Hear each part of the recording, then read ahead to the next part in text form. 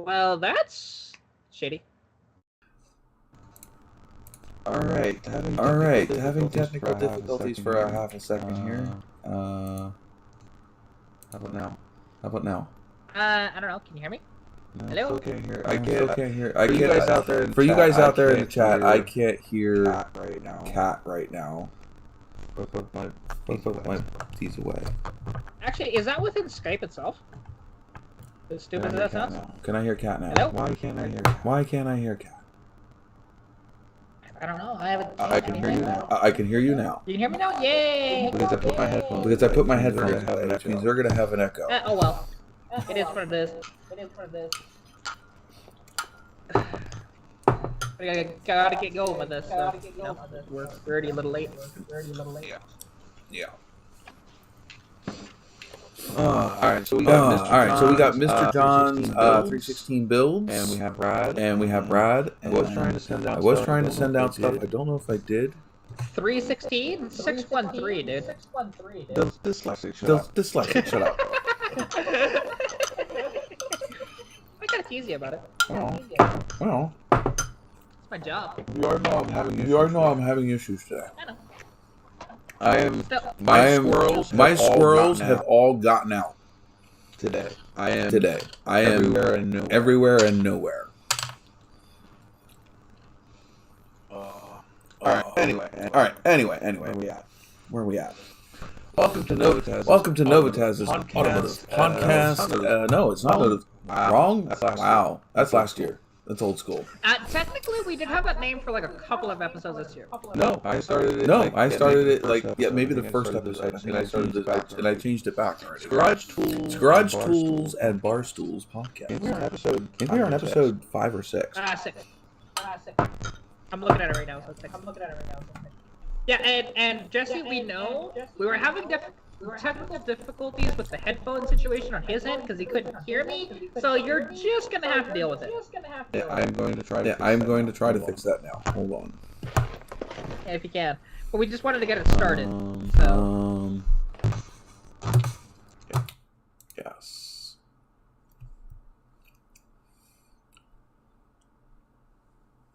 All right. Can I hear you, Kat?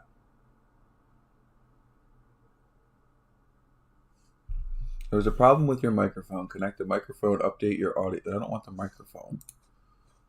The microphone needs to stay the same.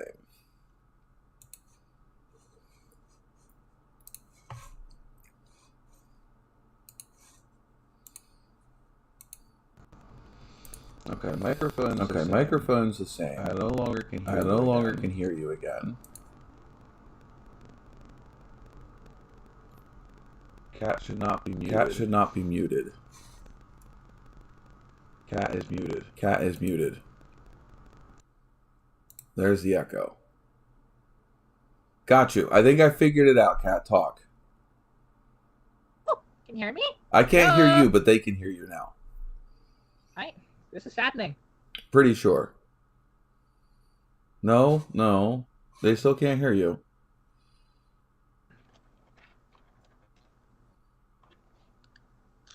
Yes, I can. No, Bradley said, what did she say?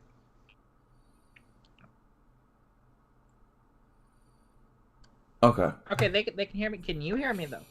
Just can't hear me. Gotta love this. Oh, I know. You guys should be able to hear me now. You should be able to hear her. You should be able to hear me. I can't hear Kat.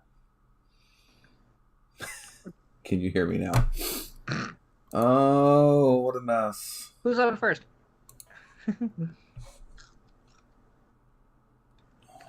Okay, so they hear both of us. I can't hear shit. Why is this not working? It worked there just fine earlier. Didn't this work like the last time we did this?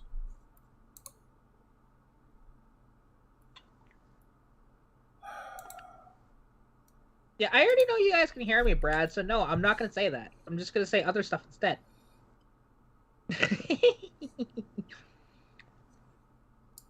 You can't make me say that, even though it's only 2 letters. Why? Okay. I unmuted, I disconnected my headphones. And apparently it was still doing the test in the background. Hopefully it wasn't driving all of you guys down in the chat. Yeah. It was playing the test music the whole fucking time. Was it? Oh my god.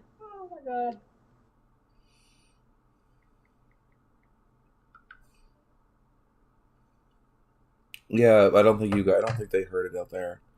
All right, I'm gonna try connecting my buds again, and we'll see if it dies again. Fingers crossed.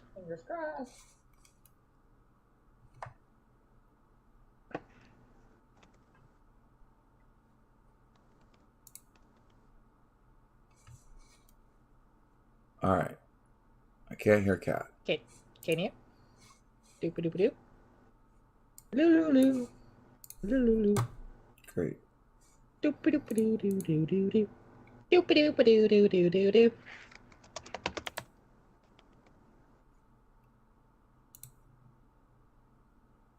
I'm not hearing anything. All right. You know what? We're just going to have to deal with the echo because that's not working. And I'm not wearing those other crappy ones.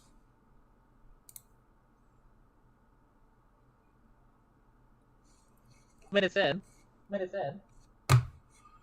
All right, you're back, Kat. All right, sorry for all of the BS. Hopefully, there's not too much of an echo. But yeah, the headsets aren't working. Which I got them to work last week. I don't know why they're not working this week. They worked flawlessly last week until they died. Well, I had an echo because there was two different freaking microphones playing my sound.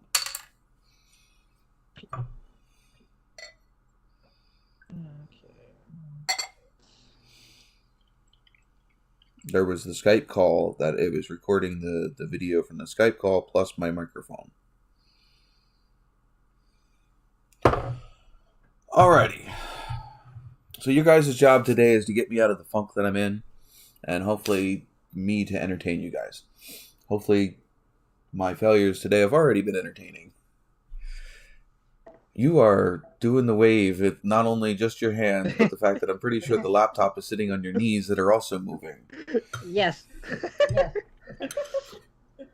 One freaking stormy ship sea. Well, because as soon as What the funk? Well, because as soon as you said funk, literally what went through my head is just like, play that funky music. Music, what?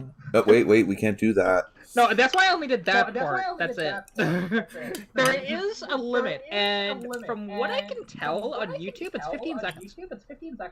Any more than that, and you get screwed. Although I have had less than that, and they've screwed me too. So I don't know. I guess Any copyrighted music, as long as something can pick it up.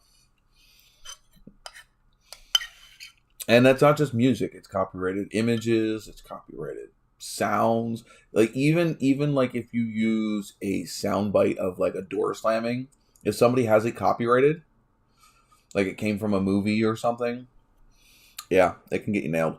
Ow.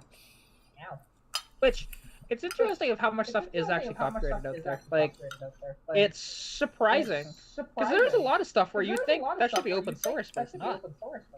Anything Disney, anything Pokemon. And you also got to think, it's not just the stuff that Disney created, but any franchise that they buy as well now becomes their intellectual property. Well, see, I'm kind of surprised. No, mind you, it might not pick it up, because you probably just heard my phone go off. Because I have the Kim Possible, right? But it might not pick that up, or they may not have even copyrighted that, perhaps. But Who knows? But I've never been nailed for that. So I was going to order the stuff for the airbrushing, but then I realized I still have one more payment left on my loan, and I don't want to end up having to pay a double payment because I'm already pushing how much I can spend out of a paycheck.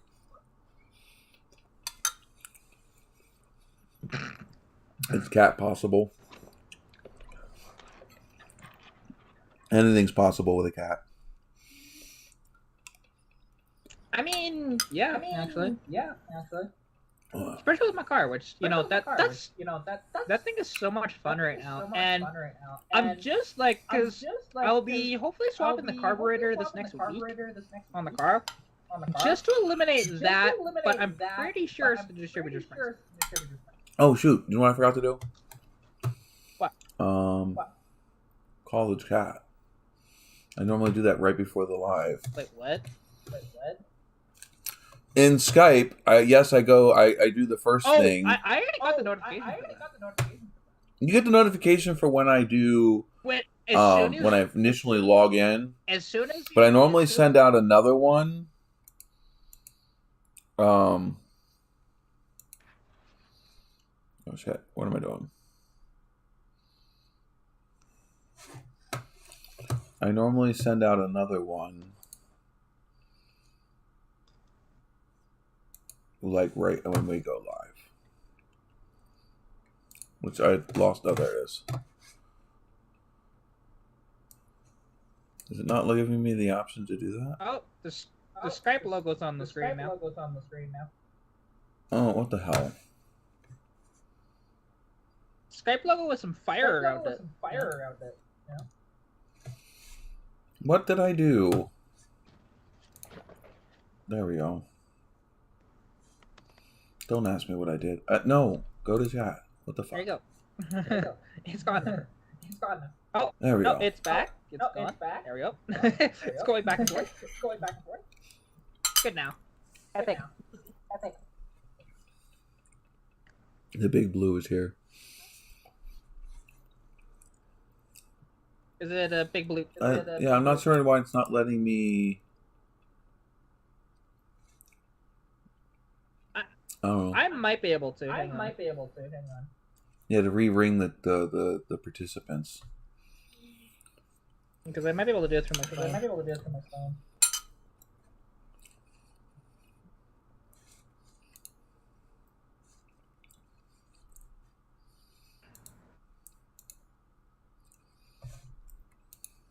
Alright, now I got the stupid sidebar on. I don't want.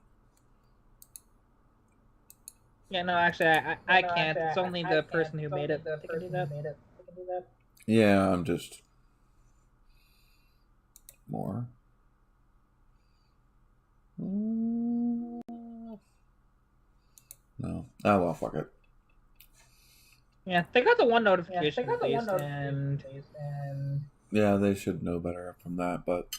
Brad, yeah, it's just like Brad being here. Brad should know. Yeah, and I mean, like, there's one other person that saw it in the actual Skype call itself. Actually, in something. Because I don't think I saw. Wait, you did? You saw somebody else? Hold on, I'm just checking something here.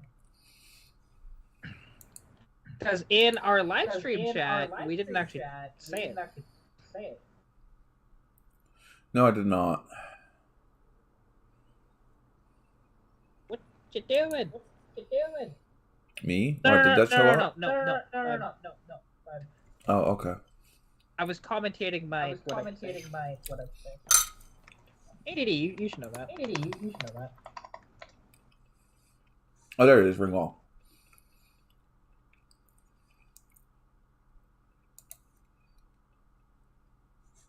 Found it. Brad's gonna get rung. Now here's an interesting question: is it gonna ring my phone?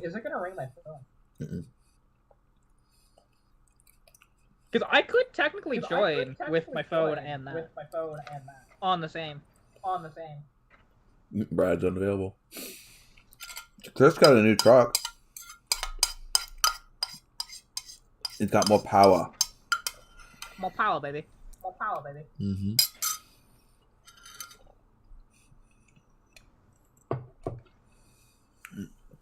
It paused his YouTube.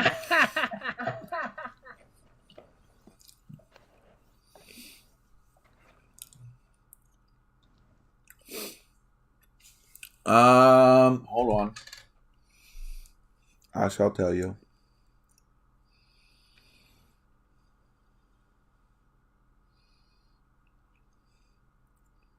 You wouldn't believe it, but that ice cream's cold. It's 2020 of the same truck he had, which looks like it's a Freightliner. Bigger engine and a 10-speed. You know he's in really warm climates with no snow when it's only a 10-speed. It's only what? That is only a 10-speed. He's not going anywhere with snow, period. Because with a 10-speed... No, he does. Well, a 10-speed, you're going to have so much trouble. Like, up here, no joke, if you're trying to sell a 10-speed truck, you won't sell it. You have to have, like, a minimum 20. But I guarantee you, here's the kicker. This is the part he really likes. No BB computer, no radar, no side alarm, and no lane departures. Wow, I'm surprised that it doesn't, like, some of that. That's surprising. Because that's all the things he hated. Yeah, I know. I wonder, like, Brad's got 4 inches of snow. I got nothing. It was warm, and then it was cold. That's all I got. 4 inches of snow. The other day I woke up to a foot of snow. That was fun. We had barely any snow here. The other day at work, it fucking snowed. It was warm-ish when I got into work. Then it freaking snowed. Then it rained, and then by the time I got out of work, there was nothing. It was you couldn't tell that any weather had happened the whole time I was at work.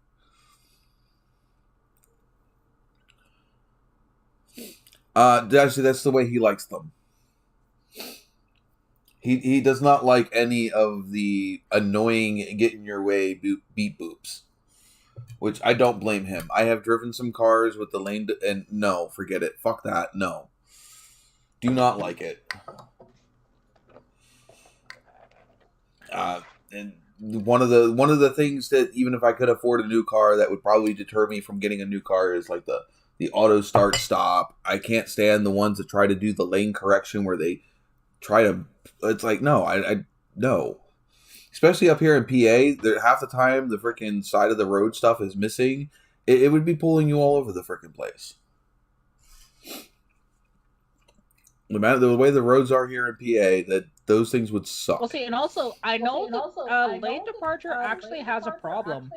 If there is a bunch of snow on the ground, it will not be able to. It doesn't detect where the lane is. Us humans can barely detect where the lane is up here in PA half the time.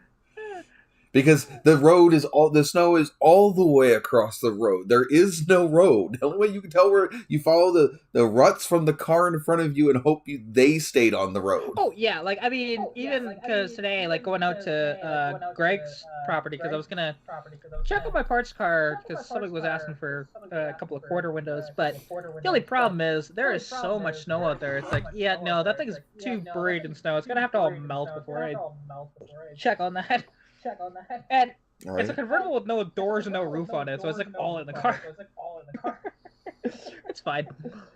It's a parts car. I'm sure that'll do great for that car. It's a parts car. It's fine. Like the only thing that I'm gonna take out of it for myself is the rear quarters. Other than that, the rest of it's gonna go to scrap pretty much. I don't. Jesse, did you ever post that T-shirt anywhere?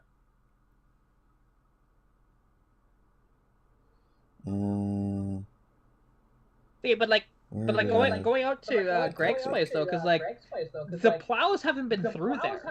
It's just people driving, right? Because it's not a main route, so they don't care. So driving there, oh yeah, like on the main roads here, I can pin it a little bit and be okay. As soon as you even just burp the throttle, it starts to spin immediately on that road. It's like, yeah, I'm not shocked by that. That's why, like, and it was so like I went to film a video today. I got to, showing, that, hey, look, retarding the timing actually is reducing the RPM by a little bit and letting me get it lower.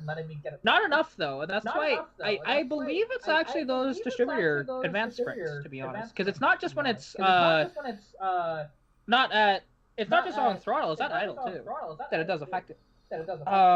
So it's something that should look into. The only problem is I can't find where you can buy those. Oh. Okay. Gotcha. It's just me sending you shit. I was just checking. But yeah, so basically, the only way that I would be able to get the distributor to act properly, I think, is to swap out those advanced springs to actually, so I can get the RPM down a little bit.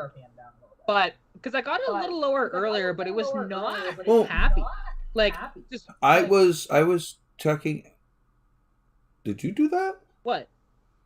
There's hearts that just went across the screen for some stupid reason. Oh, not? Oh, that's why.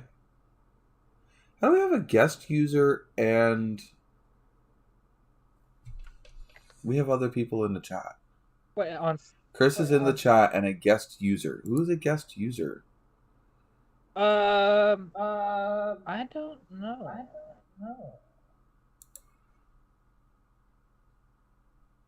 Who are you?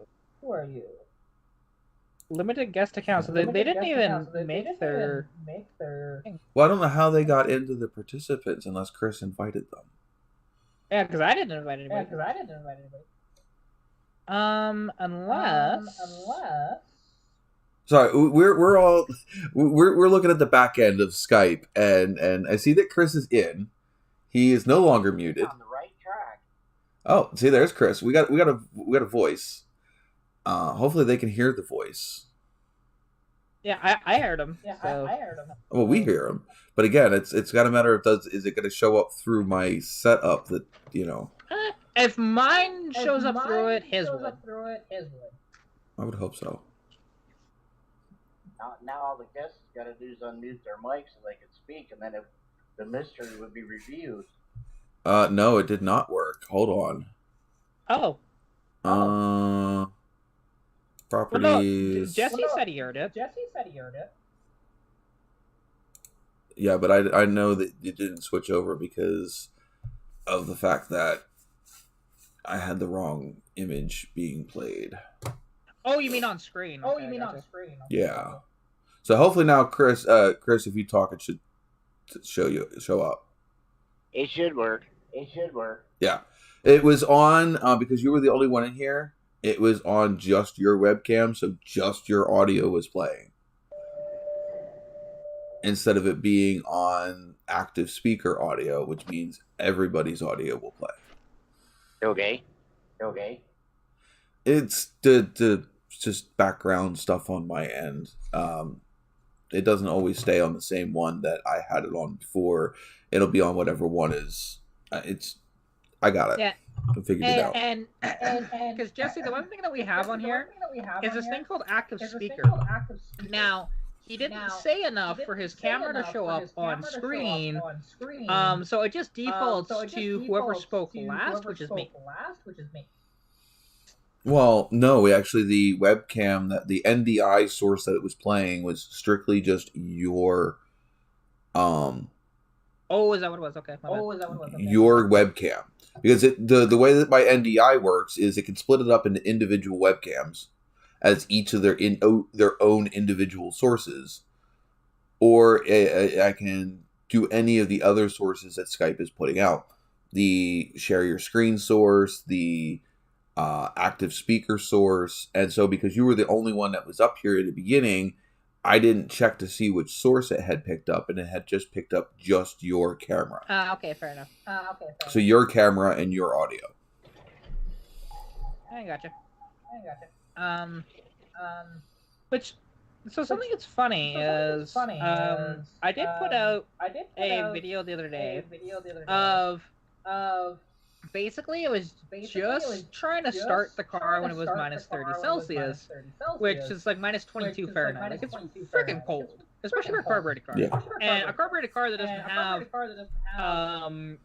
like I still have an open filter up top, right? Like, it's not, I don't have a closed filter, which that does make a difference when starting a car in the wintertime, to be honest.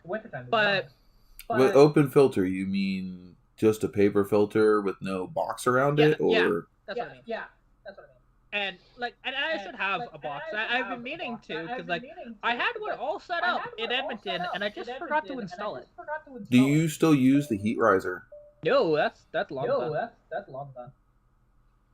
Because also, that would help. Well, because gotta remember though too, any any of those that I put on it right now are not gonna properly fit because it's a different carburetor instead of the one barrel. It's two barrel. Well, the heat riser goes up into the air cleaner. Yeah. Depending on your style of air cleaner, mine doesn't have that. Yeah, it's like most, or at least GM air cleaners. The snorkel that goes out to the to the outside air, that's normally where the heat riser goes up to from sitting on top of the exhaust manifold. Up it's there. It's not actually exhaust gases that go up through there. It's just hot air from the manifold. Yeah, it's the heat coming off of the manifold, and it helps warm some of the incoming air, so that way the engine runs a little better at cold when it's cold. Oh yeah, okay. See, the Fords use strictly off of the exhaust manifold. Well, yeah, it's off the exhaust. It's the little thing that sits on top of the exhaust manifold, and it goes right up to the underside of the air cleaner snorkel. Yeah, see, on my inline six, because it's actually on the end of it, not in the middle, where it is, and you can actually feel a little like actual air like coming through that, not just like It's convection. Yeah, I guess it is. Yeah, no, you're right. It is the same way. It's just where it's located is a little different, and like because on mine, like Because they don't actually use exhaust gas to go up there because it doesn't recirculate the exhaust gas. I guess that's true. That makes sense. That's for the EGR. But yeah. Anyways, which I don't have EGR anymore because I deleted that. You should have seen the way the EGR looked on my Nova, on the 350 on my Nova. It met a BFH because it was in the way of the Edelbrock carb, and all it had to do was be there for the emissions where I was at because it's a classic, so it didn't have to actually run emissions. It just needed to have the equipment there. It was there. It was just flat as a pancake. That is so stupid. It was retarded. There was no way that thing was functioning. By the way, I still do not know who this guest account is that is logged in. Is that you, Chris? Nope. Another one? Nope. Did you add I somebody? sent the invite, but apparently they ain't got unmute your microphone on your phone screen so that it works when they talk. Is it Miss Formie? Mm-hmm. You can just create an account. Yeah, that worked. Not that she'll be able to see it. Did you just like put a sign up on your thing? No, I put it in the chat. Like in. Oh, it showed up in front of your picture. Yeah. Oh. I'll mute your mic. That was neat. It was just displayed across your face. It was Like a big hilarious. banner. Oh, all I did was type it in the Skype chat. That's all I did. Right, but see, if we don't have your Skype chat open, it's not going to show. We're not going to see that. I don't have the chat open. I just have the screen, Oh, I so know. it just displayed it across your image instead of. It's funny. The guest is Miss Formie. Yeah, she's just her mic is just muted and she doesn't realize it. So yeah, She should be able to hear us. She's been shy. Maybe she's just being shy. Hey, Saber, can you lay down? Are you guys trashing the place? No, I was throwing a bottle and there's too many bottles in that. Because we actually have like proper recycling for bottles here. Oh. So yeah, I need to create a new bag because there's a lot of bottles around it now. Brad said he saw. Well, you can see the chat. You're not in the video stream, so you can see it in the chat. I know it's in the chat because I got a notification for it. But it also displayed it right across your face up on the screen in the video part of the chat. It was funny. It's just kind of like it kind of like In your face. it kind of like superimposed the message over top of her face. Interesting. Hi, buddy. She was making a big cartoon. Yeah, it should be able to show as long as you don't have your chat open right now, do you? Right now, no. Okay, hold on. Where's the chat part? Oh, it's right here.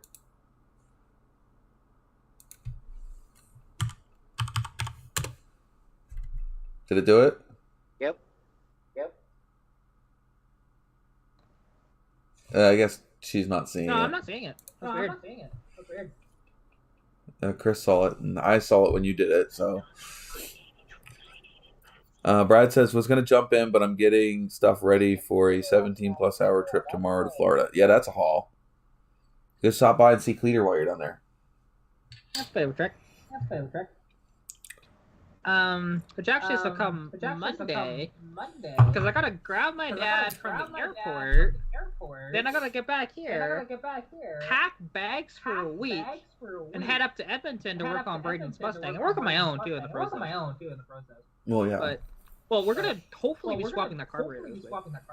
Just to confirm it's not the carburetor that's the issue. I'm pretty Oh, yes. Want to go back to that. Somebody made a comment in one of your posts about the fact that your advanced springs don't control anything at idle. And they're right.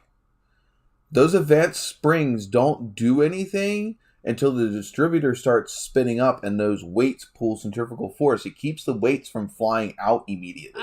So the heavier the spring, the later the advance will kick in, and the lighter the spring, the earlier that advance will kick in. Yeah, well, and the one thing is, because like what Brian said, because he actually came across this and he had to do this on his Datsun. This is Okay, I'm listening. So and as you know, he's got that Datsun 280 with a 327 in it, and that distributor was originally for an automatic. The thing is, automatics and manuals do have different advanced springs in them. So actually, at idle, you can't actually get it down enough. Like I can, or at least could, and now I don't know what's going on. It doesn't let me get it low anymore. Well, the thing is that distributor at idle should not be throwing those weights out at all. There should not be enough of centrifugal force at under 1,000 RPMs or around 1,000 RPMs to kick those weights out. And when you set your initial timing, you're setting it at idle. Yeah. So the weight should not, and you should be setting the timing with your vacuum advance unplugged and at idle. So the advanced springs shouldn't be playing a part in your idle at all. Those springs should not be letting the springs should not be letting the weights out until you're in the upper RPMs. Yeah, it should, but also like because the one thing is though, there's always, depending on how heavy the springs are, there is going to be a little bit of preload on them. Always. That's the reason why, like, and automatics and manuals do have different weights on them, and that's what I've been fighting, to be honest. Like, because again, this is what Brian, which he knows, he knows a lot. Like, here's a he came up 10-second thing you could do. Pop the rotor cap off, the cap. You can reach the springs without having to pull the springs and the weights without having to pull your rotor off, even though the rotor should only be one or two screws. You should be able to catch your finger on the weights, and if they're really floppy, well then yes, you're going to be having issues with the advance kicking out at idle. If they aren't moving real free, springs may be your problem for higher RPMs, but they're not your idle problem. That's fair. Like, I mean, the one thing is, though, like I did mention, though, I'm just going to eliminate the carb as the problem altogether. Yes, I know. I got that. And then we'll play with the distributor if that doesn't work. Because you should be able to buy an Excel kit for your distributor. It'll come with 3 different spring weights, spring rates. I don't know if the Dodges have the Fords have the little spark module in the distributor or not. No. No, the GMs do. No, that's HEI distributors that way. You don't even have an HEI. You have a regular. Yeah, I have a plant. That's right. You have a separate coil, don't you? Yeah, Ford never had HEIs. You can get HEIs adapted, but for shame. HEIs are so much better. Hey, I have the original distributor in my car, okay?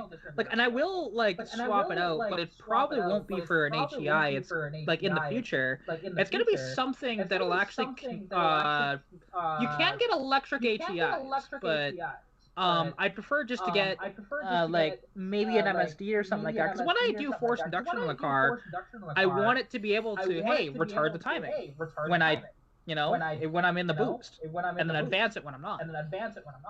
So. So you want something like what I have in the TA now? Basically, yeah. Well, when I do force induction, whether it's turbo or supercharged, it's probably gonna be turbo because it's just easier. Not that supercharger is hard; it's just much more fabrication involved. But try to adapt a supercharger onto that because there's no kits for it. You have to do it all yourself. But so is for a turbo. But the turbo part is easier because it's just you just adapt. They don't make a Pro Charger kit for. An inline 6? No, they don't. Well, the one thing is because you would think they would have one for a truck setup. Yeah, but that's a 306. Big difference. Much bigger engine. As in, like, deck height's a lot taller too. So you got a lot more. I don't know if the inline 6 in the Chevys was much difference between the truck and the car. Yeah, between put it this way. If I was to put a 300 in my car, I'd have to run an electric fan. Pretty sure I'd have to actually move the rad forward in the car as well. And the hood itself. At that point, you would just stick a diesel in it. Yeah, well, and then the hood itself, I would have to cut basically the entire hood away to fit the damn thing. Just get a Volkswagen diesel engine and throw it in there. Yeah, I mean, my turbo is from a Volkswagen diesel. Does that count? There you go. Just get the rest of it. Yeah, no, I'm not doing that. Keeping my engine. And which actually, because I saw this little video. Why is that on top? That a guy put out there of what he was doing to a 200 head. And basically, he did what I kind of want to do in the future. But I'd have to have a spare head just in case if I screw it up. Because Jesse says they don't make a kit for the 300. Well, okay, technically they don't, but if you go to a shop that has done it before, they already have the plans to do it. No.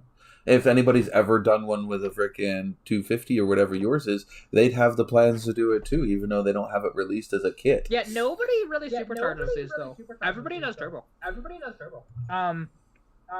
So that's what I've come across. So there's been a couple of supercharged, but it's all been 100% custom made in their own sort of shop, not as like a, hey, I have plans for this. No, they just did it themselves. Yeah. But did we ever? Do I still have a? But actually, what I was going to say though, for the supercharger setup, because Roy Marco has this interesting concept that he does want to do to a car one day, and I'd allow him to do it on mine, to be honest. Which is, so you know the Eaton M90 supercharger that came on like GTPs in the 90s, and it was on Thunderbird Turbo Coupes or Super Coupes and that sort of thing. Probably the most common supercharger you can find. They're not very expensive at all. You can buy one for like $100. Used, of course. But he wants to take one of those, and he wants to machine out the top of it to mount a carburetor on top and have everything physically go through the supercharger itself into your intake.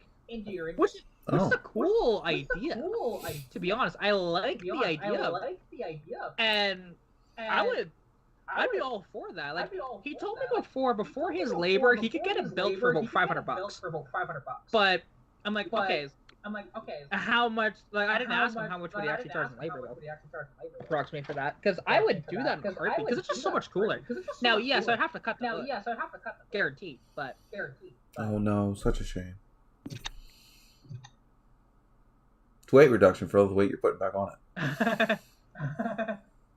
Yeah, see, and that's the one thing. Like, a turbocharger is better in my setup, to be honest. Like, a supercharger makes more sense if I had a much bigger engine, to be honest. Like a 306 actually makes more sense for a supercharger, but the 200 not as much. But I just like the idea of it. Well, no, I mean the thing is actually it would make more sense because at a smaller displacement, a supercharger would make more power than the turbo would. Because the turbo depends on the exhaust gas pressure to spin the turbo up. Well, I mean, whereas the supercharger only depends on the belt drive. True, but a supercharger itself does take, energy to actually, more to actually give you boost compared to a turbo. Yeah, but it should be returning more than what it's robbing. Well, because it's interesting, because I looked into it. Look, in my setup, approximately, to run 8 pounds of boost, I'd actually have to push about 12, what would be equivalent to 12 if there was just like no pulley whatsoever, we just did turning. Right?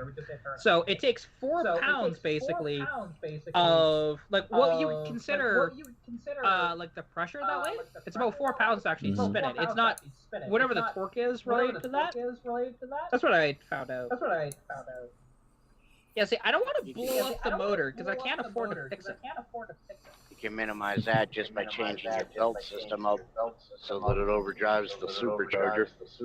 Yep. Yeah, well, you can do that too. But basically, I only want to run 8 pounds anyway. So. Because at 10 they crack. So. Because basically, what I'm capped at, until I do any internal work to the car, I am capped at, it is 300 horsepower or 10 pounds of boost. Whichever one comes first. We'll put a hole through your block. So, now don't get me wrong, technically, could I get an engine pretty much for free for that thing? Yeah, honestly, because people just give those engines away damn near. But it's not something I really want to do, though. But there's something that will be coming up in the future, because after all the work is done to Braden's Mustang, there will be a sort of dyno sort of day on my channel. I have to talk to my buddy Keith about it to see if we can set up the dyno on his property for a day. But because it's a mobile dyno, and the one thing is that I want to do a video, actually, and there'll be a full, like, Dyno Day video, but also, because that Capri that Keith acquired in the summertime, which I drove for a little bit, but then the calipers seized up, and you can't get calipers for those things, because they're different, being inline 6, so that's fun. Yeah, they're the... No, never mind. Yeah. The calipers are probably smaller, right? Because it's the lighter engine. Yeah, they are. And now, you can adapt V8 brakes onto it, to be honest. It's fine. I would assume. I would say that the spindles and the rest of the assembly isn't any different. It's just a smaller part number. Actually, I think the spindle is a little different, to be honest, but it's not. You can modify it pretty easily.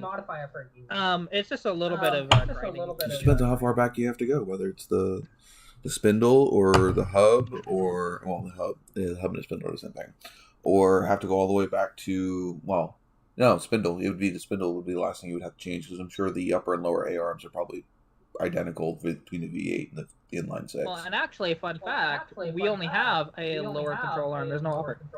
So, because the strut takes the rest of it. You guys have a strut in those, don't you?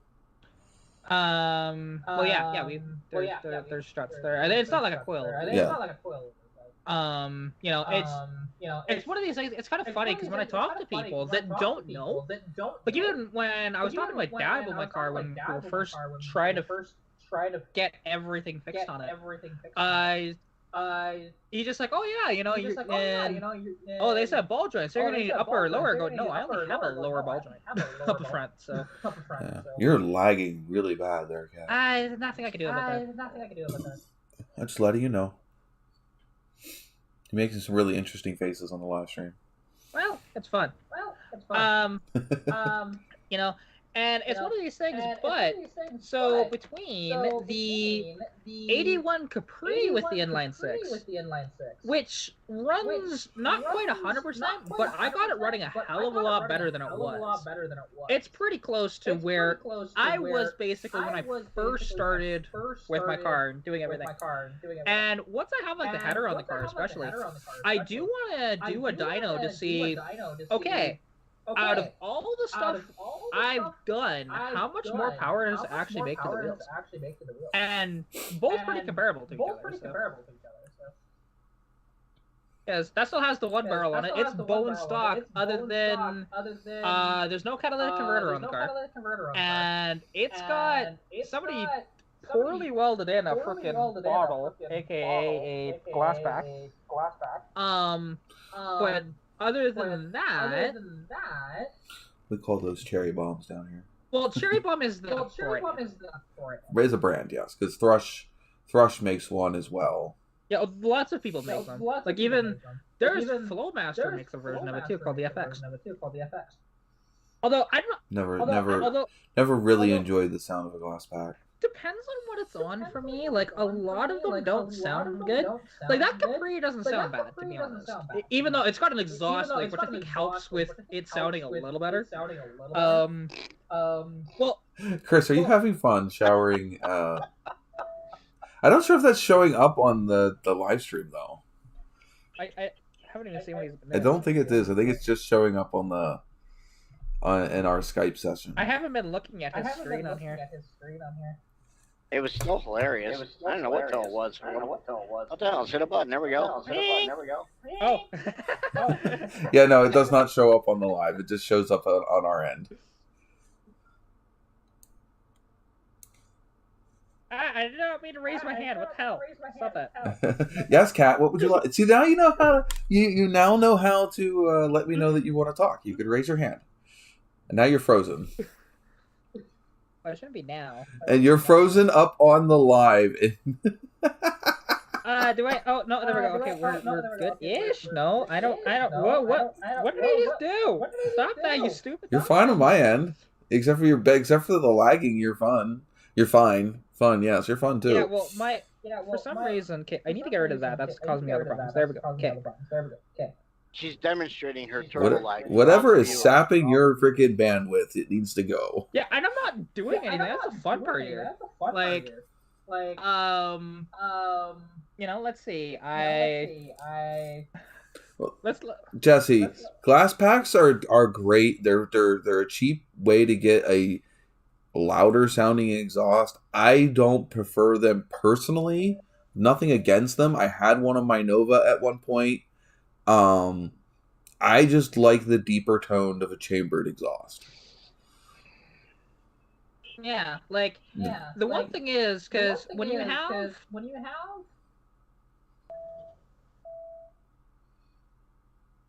we Houston, we have a problem.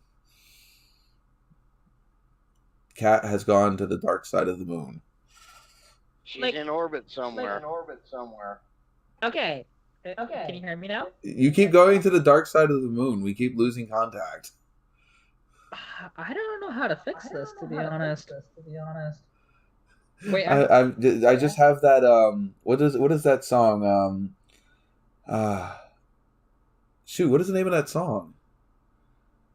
It's not Elton John that sings it, is it?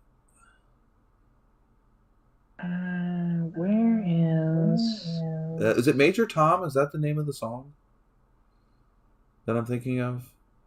Chris. Song about going out to space. Is it Major Tom? That might be it. It's not an Elton John song, is it?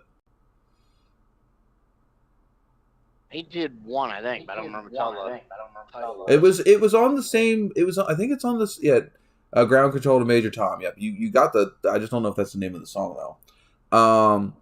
But wasn't that also on the movie Pinball Wizard?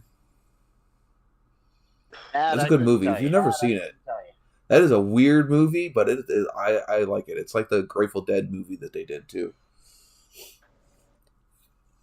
I think a lot of them put out a little fucking like mini musical thing. Cause the Beatles had the Yellow Submarine. Then there was the Pinball Wizard one, and Grateful Dead had the Mars Hotel. Okay, I'm gonna try something here. Which? Well, we can see you. You're talking. Well, am I lagging? Not as much. Did you lower your video quality? No. I'm trying. I haven't done anything yet. Cause I'm gonna do something. Well, while you're doing that, we're gonna play our first mini game that we normally do, because nobody has mentioned about freaking getting any kind of NOVAtazz cash today.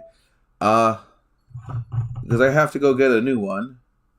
What is in the cup? It's a little lighter today. If you can see that. I'm trying to get it to where it's light, but still catching the... Okay, so we're going to play What's in the Cup. And you guys out there in the live stream, what are you guys drinking tonight? Remember, it does not need to be alcoholic. All beverages are welcomed. Jesse's got a Bud Light. Cannot drink Bud myself. It gives me a migraine. But I do love their horses. Well, the alcohol is a very broad term, Riley. Kat, what do we have for nourishment today? We're gonna leave. We have a orange Powerade. Yep. I Hello, Crazy for Cars. I don't remember seeing you in here recently. Busch Light, good choice. Not a fan of light beers, but not a bad choice. Oh, that was your guess. No, that's not Bud Light. Okay. Question is. Brad is drinking Arizona green tea, or it was alcohol Bradley's choice. I gotta remember. It's you gotta let me know whether or not you're guessing for the. Let's go 10. We're gonna make it easy. 10,000 points. Okay. We're not gonna go too crazy today. So, is this any better? Because No, you're completely stopped. well, No, now you're going. like, is this any better at all? No, it's actually worse. You were moving more a second ago. Whatever you did was worse. Okay, I got rid of that then. Because I was just changing my input. So I was Sounds going. like Johnny Five. You went to your phone as a Yeah. internet source. Yeah, I was trying to do a hotspot. Yeah, that didn't work. Which is funny because usually hotspot is better, to be honest. But Well, that wasn't working. No. Maybe it was just because it was just starting it or whatever, but it wasn't working. yeah, no, that's fair. Okay, well, that's good. I can't do anything about that. Then. I'll have to wait for Jess to come here because I have new crystals and I don't know what they are. Okay, let's take a look. I forget what they are. Jess will have to let me know what they are. Okay, one of them is spirit quartz from South Africa. I know that. She left a little thingy down here with a little name on it. I don't think I just gotten the 2 pieces of crystal. I don't know. Alright, no, by the way, guesses are still open. Nobody has guessed the alcohol of choice today that I am drinking. I'm going to have to go get another one here shortly.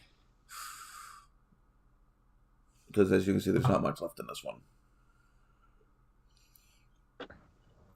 Had enough of winter. I agree. I'd like to be able to go out and work in my garage. It's been too freaking cold. Yeah. You know, it's so funny. Like, I understand a little bit of that. But it's like, I wish I had a garage. I have access. Oh, trust me, I know exactly where you're coming from. I definitely understand the blessing of having a garage. I can be outside when it's raining or when it's colder than I would normally have wanted to be outside. I mean, but it's just been too cold for even the heater to keep up out there. yeah, I do understand, like, being in a garage, if there's either no insulation or very little, I do understand it can actually be colder in your garage than it is outside. Yeah, there's no insulation. It is siding, plywood, and then the framework, and then that's it. There's nothing in between the framework and, like, I have shown pictures of the inside of the garage. There you go. Just get those cans of spray foam and just go to town. I could. It would be better than It nothing. would be. But I have plans on ripping all the wiring out of that garage, so I'm not doing any of that yet. Fair enough. We'll just, okay, there you go. I'm gonna rip all the wiring out, and then I think I'm just gonna go get that the pink stuff, the pink fluffy stuff, Oh, that works too. Because, I mean, and then be itchy for the next 3 weeks. well, I mean, because you could do it. See, here you go. This is what you do. You get those cans of spray foam that are like $20 a piece, right? And you go to town in there. But then what you do is where the wiring is, you just make channels for that, and then you're good. Yeah. Oh. It wouldn't look as It would absolutely suck trying to pull the old wiring out if I spray foamed first. just make channels for the wiring. It's fine. I'm joking. I'm joking. I know you are. But That is a very, very light Guinness. that. Did you actually look at the color? Wait, that's supposed to say Guinness. I think I'm dyslexic and I have ADHD. It is just like trying to read doctor's handwriting. I can figure out words because I can't pronounce shit. Like that. I have a phonics issue. Yeah, because Guinness is not spelled like that. Nowhere near. Like, Yeah, but you can see Guinness there. I mean, I can read some pretty messed up words. As long as enough of the letters are in somewhat near the right place, I can normally guess what the word is supposed to be. yeah, like the one thing is with see, when I was in junior high, I could actually do that. There was this one kid. He was badly dyslexic. Horrible. He could barely spell any words whatsoever due to how bad his dyslexia was. And for some reason, I could read it. And I was actually the one where, because the teachers were like, we don't know how to grade this. I was the one that actually would read his stuff and tell them what that's supposed to say. I did that for 3 years, and it's like, I didn't mind because he was a friend of mine back then, but it was just one of those things. It was kind of funny. That the kid. I guess nobody's guessing today. Well, Brad guessed, but he guessed like trying to swing at a piñata with a freaking blindfold on. It's pointing the wrong way. I almost wonder if, now I would be off the live stream for a bit, but I wonder if I reset my router, because it's honestly getting really bad. I'm guessing that Jesse's saying Shinerbach, because he said shiners. I mean, to me, a shiner is, when you get popped in the face at school and have to come home and tell mommy why you got a black eye. But it's not Shinerbach. Or Scheinbach. Steinbach. Whatever the hell it is.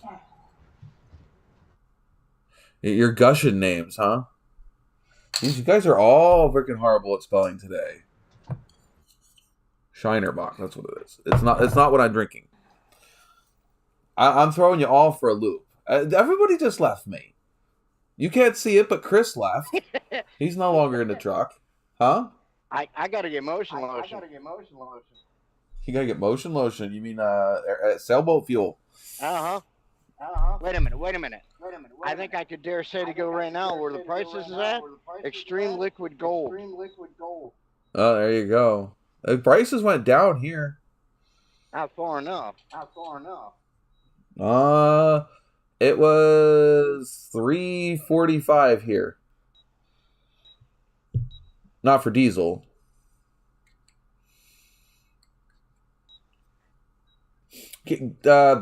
Chris, you care to give a guess on the alcohol of choice?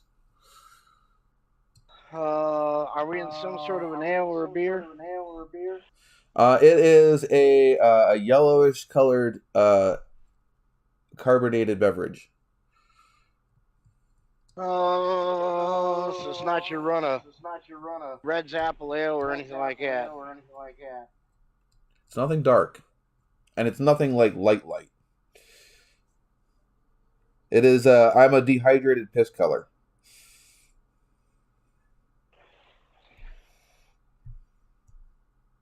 Well, it ain't Miller. Ain't MGD. Blah. Exactly. Because you don't go for them. No, that's the stuff my stepfather drank, so I kind of have a... Are you? That's a connection to a very traumatic past. So, yeah, no.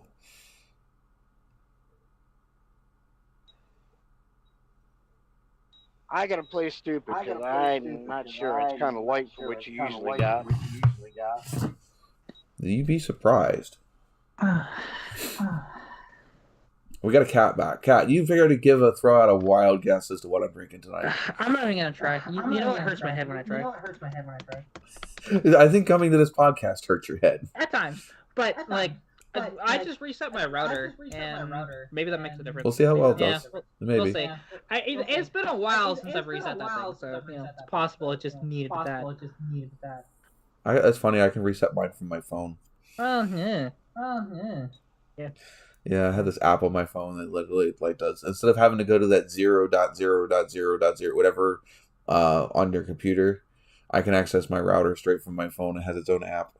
From my computer. I went straight to the router and did it. Well, yeah, I was saying I can restart my router from my phone. Yeah. I can restart my router from work. Really piss off Jess. Oh wait, I was just seeing his. Okay, come on. You froze. I'm trying to get the YouTube to. Oh, now you got really small. Now you're getting bigger. Nothing I can do. Thought I had that problem fixed last time. Well, actually, no, we didn't have that fixed last time. We just kept. Yeah, I did, because I shrunk down the bandwidth that I was receiving from. Oh yeah, that's right. But now it's doing that. Because I think that's still set. Yeah, it might be. Let me see. Yeah, it's at its lowest bandwidth. So.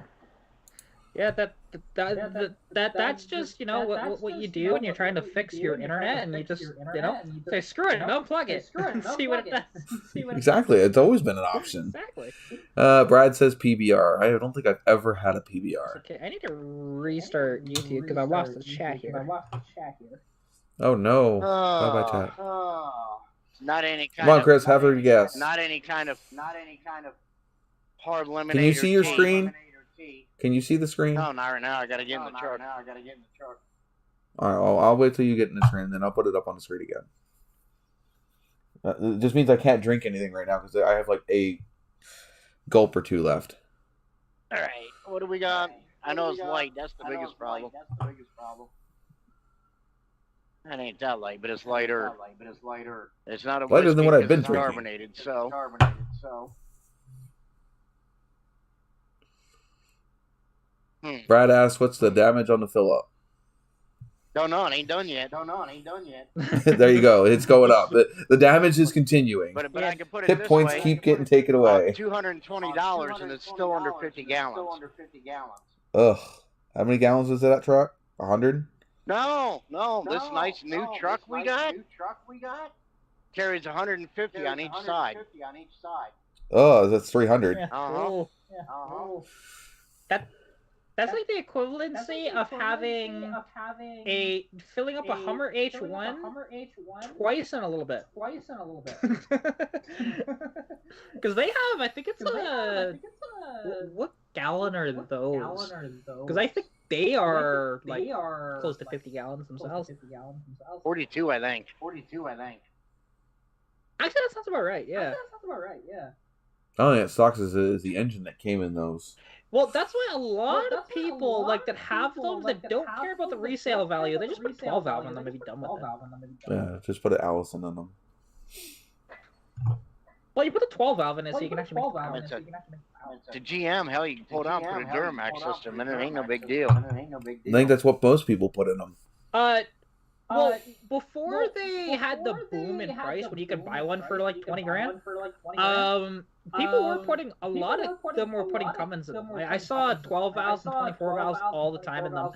Now they've been reverted. That's weird because it is a GM vehicle. It is GM, but the 12 valve is just a better engine. Not that the Duramax is bad, but really, if you want the best, you get a 12 valve or a 24 valve common rail. Those are the two best diesels ever made. By far. Like, they really are, because they're absolutely indestructible. And you can put so much power. You can always get yourself a cat. I don't mean you. I was gonna say, I already have one of those. Yeah, and see, like, the one thing is, though... There you go. Best small diesels, I was gonna say, because pretty sure that most people would want a Caterpillar. Well, okay, yes, for small, that's what I mean. You know, but then again, a Caterpillar engine, half of them are like the size of a Hummer. Yeah, I was gonna say, like, that's the one thing. What's the sitch? Like, when I'm talking about those, I'm not talking about big ass stuff. Although even in semi trucks, for a while, one of the best engines you could get was the Cummins ISX. But I don't know what it is now, to be honest, because I think it still is the ISX. Okay. I mean, trucking falls into three categories. Two now. If you want good fuel mileage, you get a Detroit.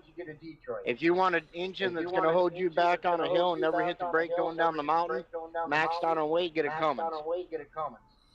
If you want power to get up the hill at low RPM and walk away from everybody, you got a Cat.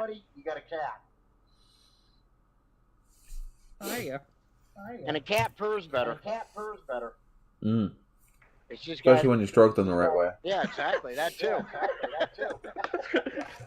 Now, see, the one thing is, and I know they're better. They have their own unique tone to them. I mean, you can pass a truck without looking under the hood, and you can tell a Cat just by the way it sounds on the exhaust note. Yeah, like, Although one thing is, because like seeing, because you're not sitting in the seat, I know what your truck is clearly, because it says it right on the back of the seat. But there was quite a while where that name was one of the worst trucks ever made. For those. Granted, Cascadia, this was like 2002, 2003 era, when they started to put the automatics in them especially. Those were weird. Because I've driven one of those. Still are. Yeah, well, I've driven one of those automatics. And it was terrible. Oh yeah, it was terrible. But my mom had a 2003. Chris really misses his Peterbilt. That I'll admit to. And I'm not a Peterbilt fan. Yeah, that like, last beat I need to go get another beer. Like, and that's one thing. Like, I know very little on like trucks. I know a little bit, just because like my mother, she still is, though I'm not in contact with her anymore. But she was a long haul truck driver, and so the company that she worked for, they were freaking dreadful. Because I'm sure you're aware, if you have a fleet of trucks, you probably don't want them any older than about 10 years, typically.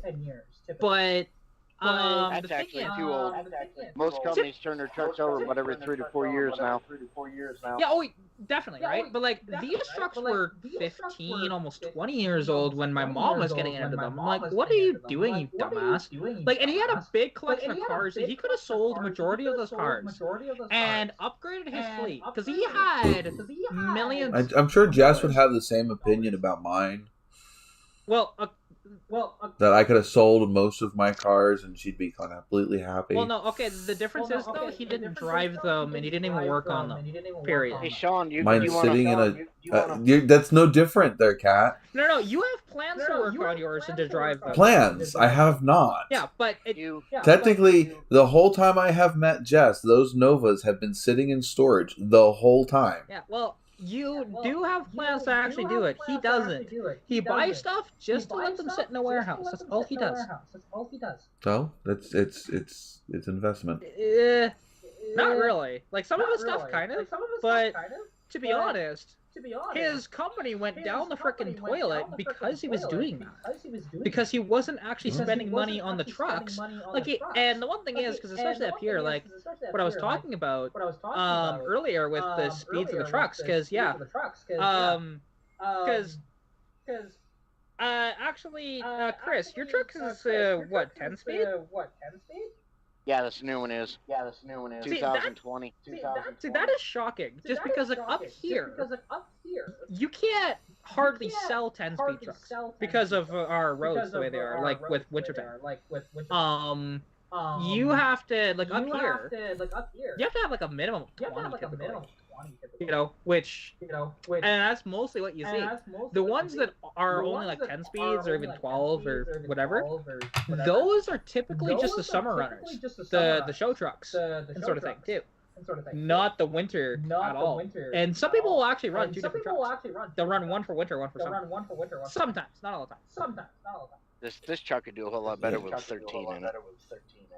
It's Chris, not bad. you can just say that. You can just say that in the live. I mean, that's who was asking how much you. Well, that's why I sent it to you. Do you want to make? I'll tell everybody the gallons. 121 gallons.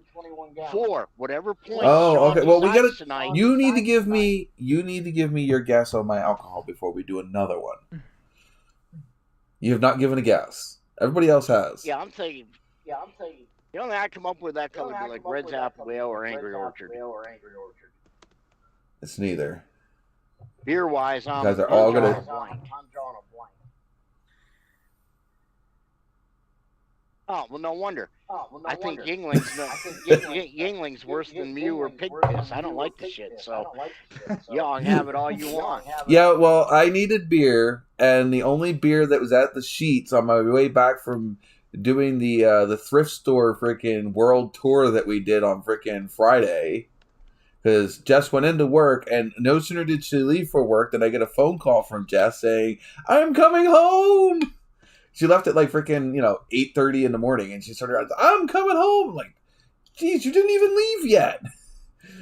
Because her client went to her grandmother's house, so she didn't have anywhere to be that day. So she got home, and she's like, "Well, we're going thrift store hunting." It's like, oh, great. So we went all the way from where I'm at, all the way out to Bloomsburg, all the way out to is it Lewistown? Out by Williamsport. And then all the way down to Shamokin. Good grief. Sealands Grove and then Shamokin. Yeah, it's Chris, you shit. Yeah, I shut myself off because you're in the pocket. Oh, I'm in the pocket. Yeah, you're in the pocket. I gotta go get my juice. Anyways, I sent you the answer. For whatever point value you decide on 121 gallons, whoever guesses by the end of the show the closest to the price it costs can earn NOVAtazz. Well, it won't be the end of the show. It'll be a couple minutes. But How yeah. long you want to do it? But I sent you the messenger on what it costs and what's Okay, so what'd you say it was 120 gallons? 121 gallons. 121 gallons, closest one without going over. The sad part, that price there is with my 50-cent discount per gallon that I get through the company. Okay, well, we don't need to know that. Yeah, it's just, So anyway, by the way, Jesse, yeah, it was like 200 miles. We went like 200 miles in a day and a half. Because some of that mileage was from the night before.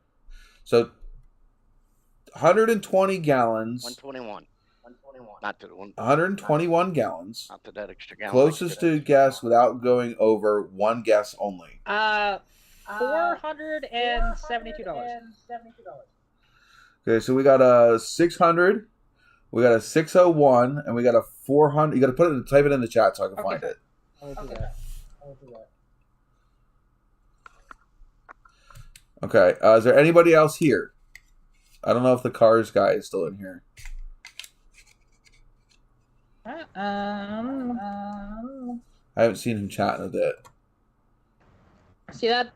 Streamlabs going to give us an answer? Well, see, that's the one thing now, is because being on the PC, I can't actually see how many people are in the chat on my phone. Do you know what else is really freaking... Oh, that's right. No, I am on Streamlabs. Duh. It's not StreamYard that is what I was using. All right, I'm done being stupid. Go ahead, Kat. What'd you say? I was just saying, like, on my phone, on my phone, I can see how many people are in the chat. On the computer, I can't. It's very weird, because usually it's the phone that's at the, that's not good. I can tell me I got 4 viewers. Which we went down, so we probably lost the other guy. Yeah, it says 4. Excuse you. I just looked at my phone. Damn. We got 4 likes. Yeah, so there's 3 people. Jesse asked, can he change his answer to 570? He can. Jesse? Only because Brad's being a dick. Jesse, because I was just doing... But though Brad is doing exactly what a lot of people do. Yeah. Oh, there you go. His guess is 625, actually. He just did the 601. Okay, so 625, 472, and 570. I think that's all we're going to get right now, to be honest. Probably, because I don't think we have anybody else in here. I can see half. It's not as booming as it was the other nights. No, well, I don't have a couple of my friends in here, that's why. I could see half of this. Yeah, right I thought now they were is gonna be fired by the accounting department. Well, I should send that to go back to my other profile.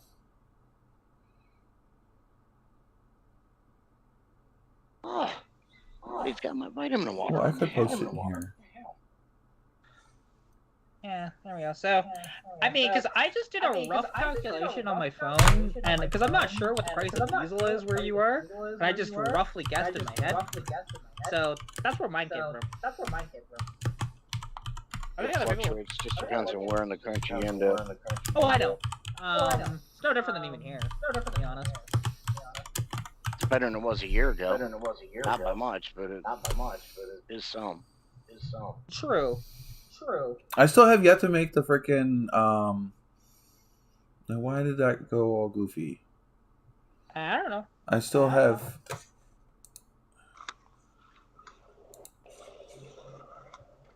Well, the price of diesel is usually more expensive.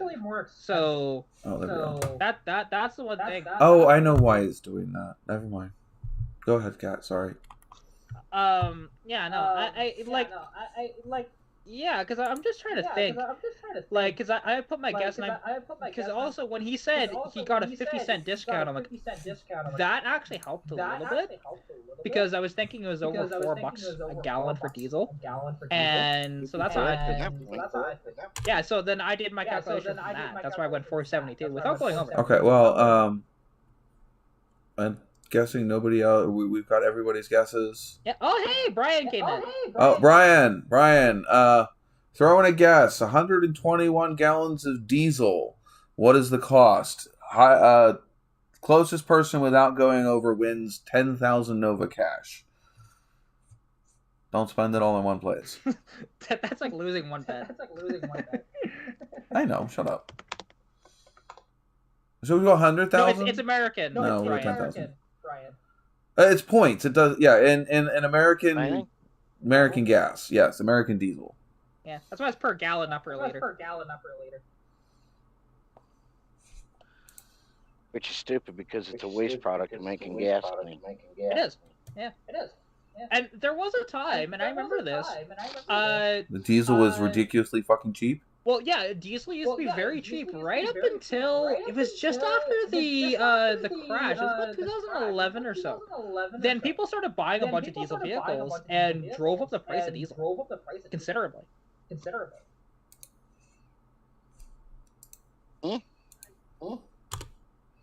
Everything does. Oh, I think you're going to be quite high there at $1,100 there, Brian. Woo! That's quite high. That would have been if you filled up both tanks. Yeah. Oh, and I did fill completely up. So. Why did Jesse delete that? Oh, he just screwed up. And a picture of the receipt. Well, hopefully you didn't. Hopefully you didn't like ban him from talking too. Nope, he's still there. No, you can't do by gallon. It's the total cost of the bill. For 121 gallons, how much did Chris just pay his life away with? Wait, it's $8 a gallon where you are for diesel? Jesus Christ! How can anybody afford to drive? Like, if you have a typical diesel car, how can you afford $8 a gallon? That's insane.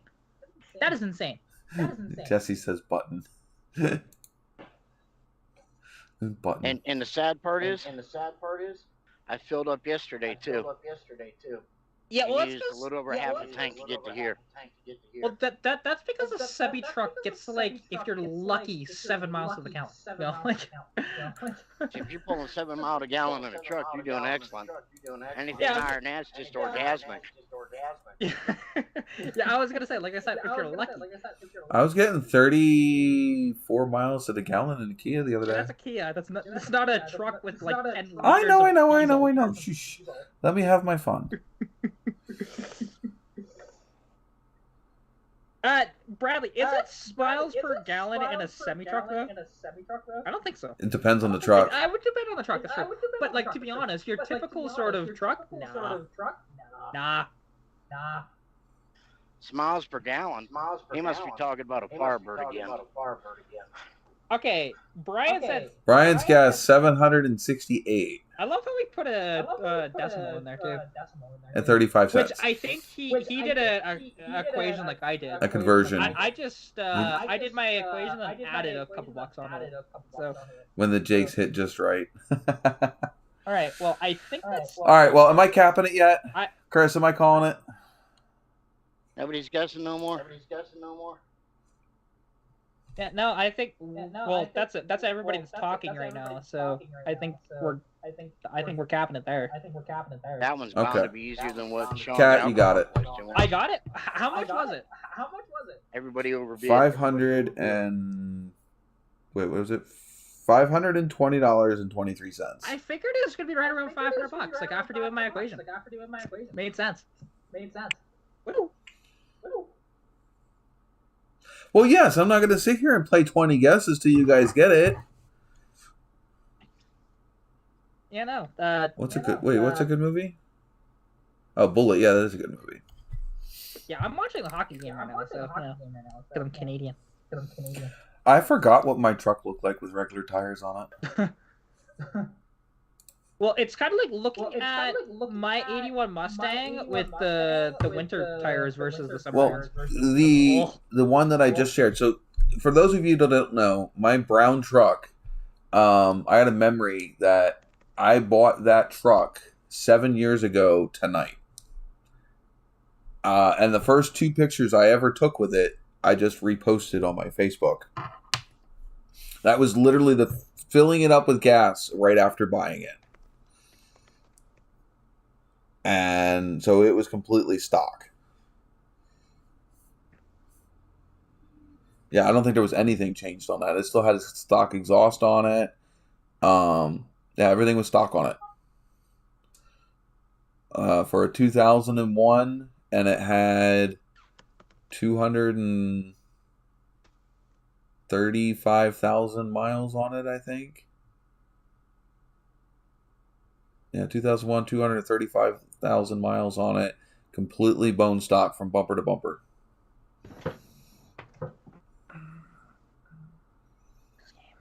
$10 puppers. What are we doing? Receipt. Bring the receipt. Bring the receipt. Bring the receipt. Yeah, no. Brian was telling me that, like he was asking. Did I tell you that the puppies were born yesterday? What puppies? I didn't know there was puppies being born. Yeah, actually, I don't remember him telling me. What mileage did I put in on that? What mileage did I put in on that? All right. What is it? 6125. That's close on this one. All right.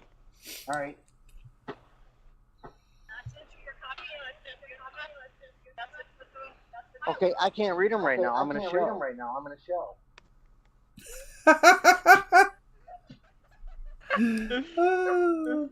Air Jordan. She's like, "What? You're in a show?" Yeah, exactly. You're driving a truck. What do you mean you're in a show? That too. I'm a Rolling Road show. Hey, let me get some stickers. We'll put Barnum and Bailey's Ringling Circus on the thing. No, you just need to plaster NOVAtazz Customs on the side of your truck. I'm sure your do that too. Your company would love that. I got white billboards now. They just made them where you can put magnetic signs on. I don't have a bag. I'd have to get one made. Yeah, imagine, like, oh, there you go. So you could do a thing where, because I don't... Just plaster on the side, live now on NOVAtazz YouTube channel. Yeah, there you go. Have one of those, like, rolling sort of billboards on the side, you know, the electronic ones? Oh, Kat, I need to give you your, 5 points, yeah. Yeah. Yeah, like, yeah, because, like, that's the one thing I'm like, what I'm gonna do actually, because probably on the back of the ruck, to be honest. Oh, somebody's Brad was asking you about your ruck. Yeah, I know. I answered. Oh, okay. Yeah, I answered him in the chat because you guys were talking. Because yeah, with the like, to be honest with the ruck, like that thing, it's just nothing's happened. I've had people offer me trades. Hasn't gone through yet. I've been offered money. Hasn't gone through yet. So yeah. Welcome to selling vehicles, especially vehicles that. Is this still available? Ghosts. Yeah, actually, I didn't have one of those the other day. Like, and it does happen, you know, and it's one of these things of like that thing, because I understand a lot of people aren't going to go for it because of the condition of it, and I understand that. Seized engine, don't know if the transmission works, brakes are non-functional, bunch of rust. I understand completely. That's in your vrunk? The Vruck, yeah. I call it, yeah. Oh yeah, because it's floors, at least on the driver's side, is gone. It needs the roof patched, the box floor to be patched.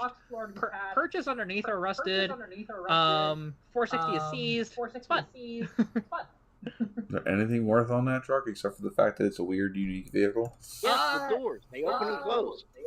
Yeah, doors open and close. The windows, I haven't been able to make go up and down because they're electric.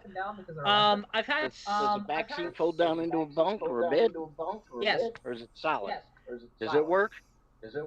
I haven't tried it yet. It's very, very dirty in there. Then then at that point, just sell it as a parked trailer. It's a mobile home with a deck out back. Yeah, mobile home is not very mobile. Patio. All right, so it's a seasonal home with a built-in deck out back. Which, and you know, actually the funniest thing about that, of how much You line it gas, with a tarp, you can make a hot tub out of it. well, and also, like, how much fuel that thing actually carries is pretty insane.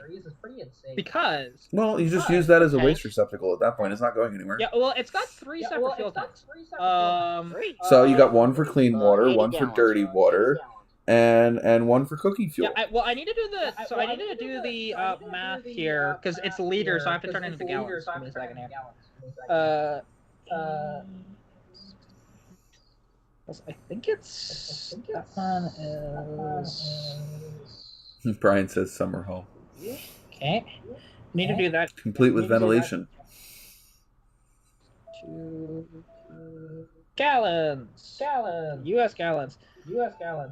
I thought it would have been more than that. Yeah, it's 103 gallons total that it can carry. That's actually not that much. For a pickup truck, it is. Thank you very much.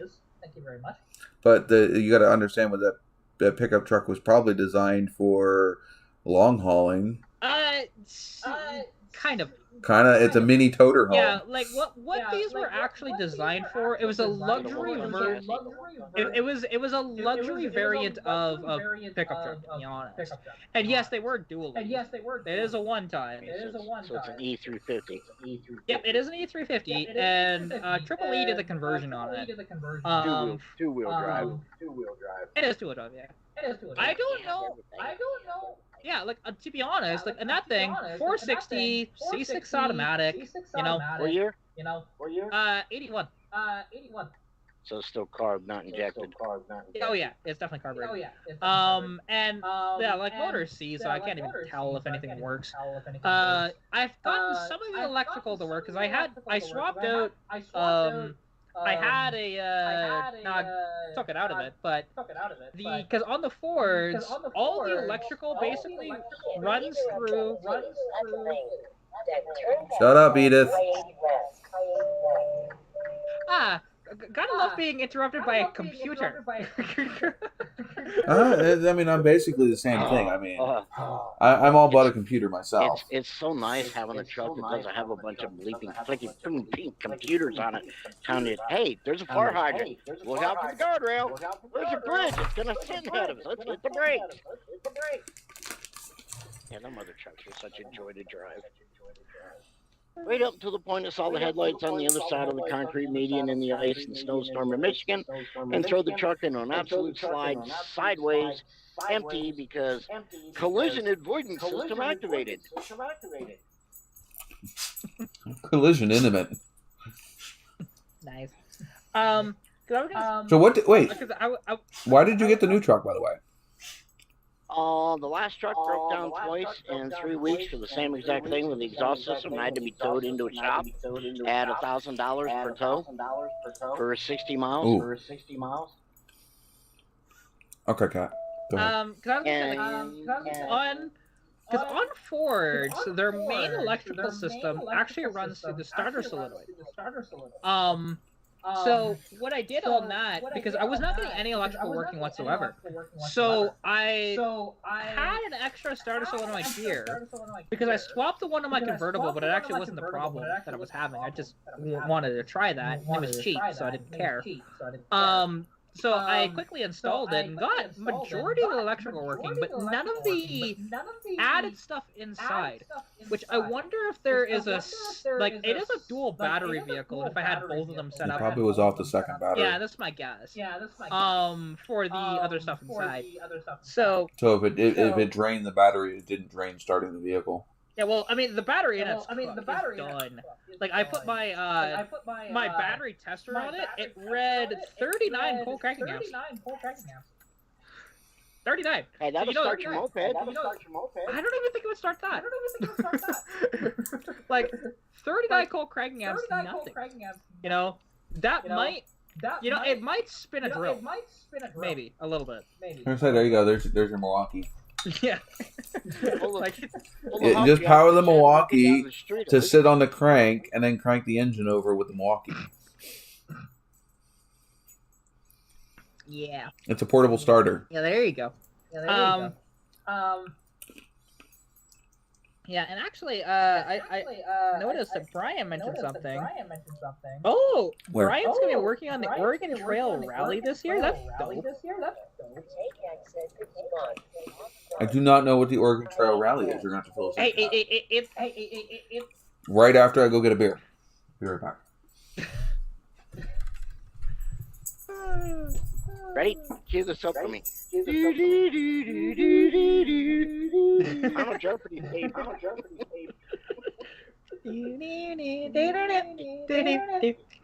See how many times we can get through before he gets back. Johnny Fat, hell, we could do a lot of movie themes before he gets back, or even songs. Dawn has got lost for the L's. Yeah, he might get a little upset though if we did a bunch of copyrighted music in the background. While he's gone. Yeah, that wouldn't work. But hey, we write our own. What the heck, right? Exactly. It was not brought from copyrighted material. Damn it, we didn't use the same instruments. You'll say bit. I mean, They don't care about that. like some stuff is okay. It just depends. Like actually, if you do music as a parody, that works. There's a reason why, like Shut up, Edith. like people like Weird Al Yankovic, for example. Like he's able to do that. Now, granted, he does actually ask them, just in case. But like to be honest, there's a lot of people that do parodies, and parodies are considered open license. You can do a parody on anything, and it's not copyrightable. So it's a little Like you interesting. just use two notes or change the key, and even if it does sound the same, makes it your own work. Sometimes it depends. And like it really does depend on what it is, and it varies on song to song and case to case. I've looked into this, to be honest. And actually, speaking of like case to case, so I'm sure we all heard about back in I think it was December, maybe even earlier than that, where Shelby Cars actually won the lawsuit against The Eleanor thing? yes. Eleanor. Yeah. And we talked about that a couple I don't, but the thing is, B is for Build actually put out a video, and actually showed it. There's this guy that he is a lawyer, and he will actually talk about stuff and the legalities of stuff and whatever else. I actually like his stuff, his content. I watched his too. I watched all three. I watched his and B is for Builds. Yeah, so like, and watching that stuff, it was interesting because of now, at least with Shelby. They won that case, so their versions of the Eleanor is allowed. And something that I will agree with B is for Build on one thing for sure is that honestly the Eleanor is copying the original GT 500. Like it just. Well, the second one is. Yeah. The second movie. Yeah. Well, technically not the second Wasn't movie. there a YouTuber that was building a replica or something, and they came in and took it? B is for Build. That's what we're talking about. B is for That's what it Build. was. All right. There was another channel that's all he was doing was building Eleanor replicas. Well, and I don't know whatever happened to his channel, if he got it taken down. He might have had to have everything, because everything on his channel was building those. He was converting Mustangs into them. Well, and not like big money type, but just small one car at a time things. Yeah.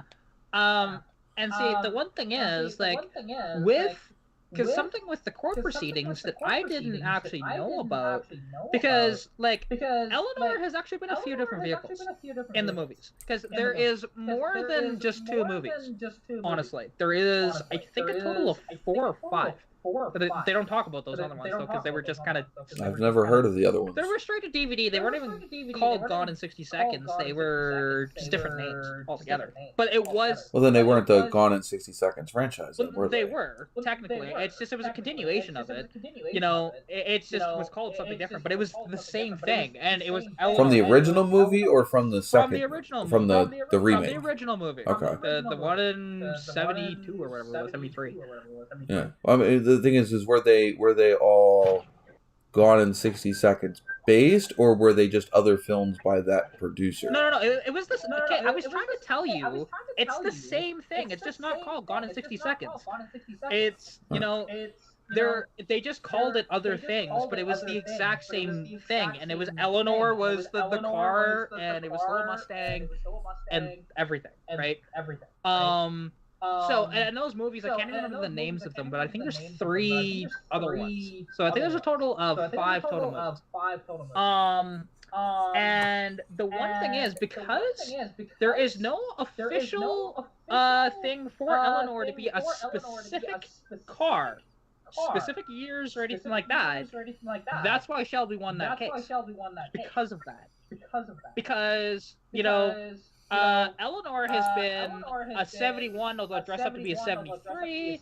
It's been the 67. It's been, I believe there was another 72.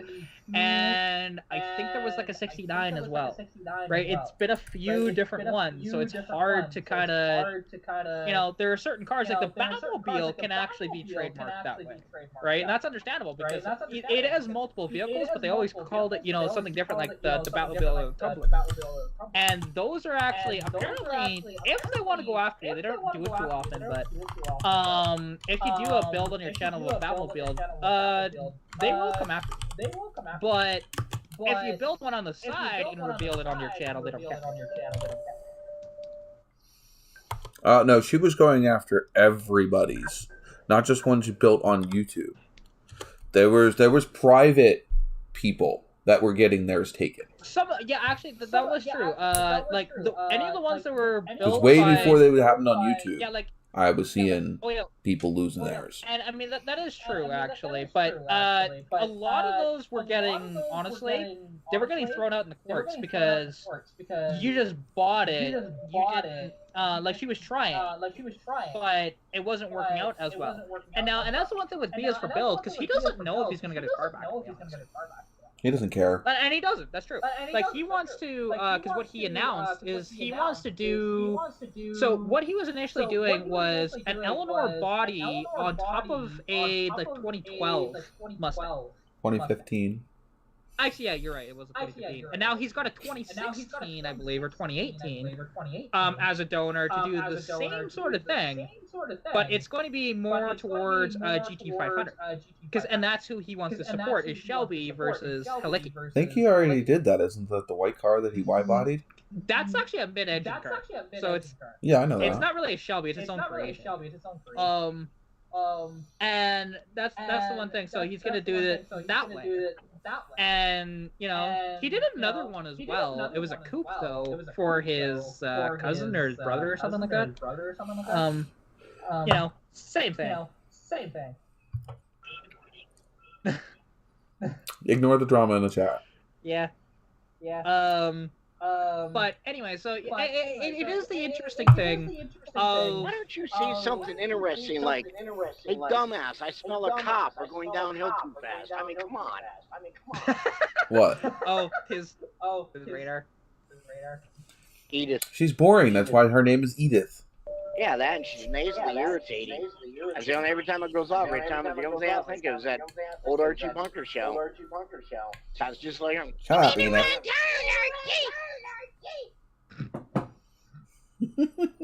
I had what's his name on my, not Simon Cowell, the other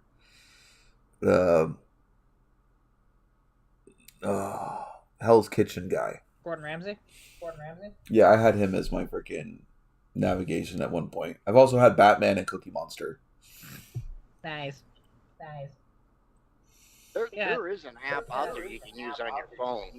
I'll have to ask the other guys what it is. One of the guys in the... I use Waze Yeah, this some app is down. It will literally cuss at you and call you a stupid SOB, you dumb effing jerk. I mean, Oh, I would literally love spell it. it out. You know, you make. I would love I it. told you to effing turn, you dumbass. You missed the turn.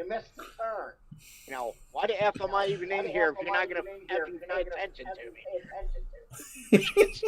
It would die. No, he was playing it one night because the club does a video chat like this. So I mean, you might have 12 people in there at one time. You know, most of them are all driving truck, and he had that thing, and he was deliberately making wrong turns. I mean, he knew where he was going. He's been there before. But he was deliberately doing wrong turns and circling in another way, and this thing was going ballistic in the background. I wonder none of us wrecked our trucks, to be honest. It's hilarious. Oh.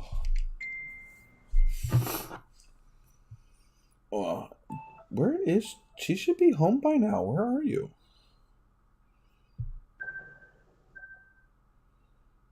Continue on I-80. All right. Normally she's home by now. Technically 3 hours. I could go to bed. There you go. I should get a look for them.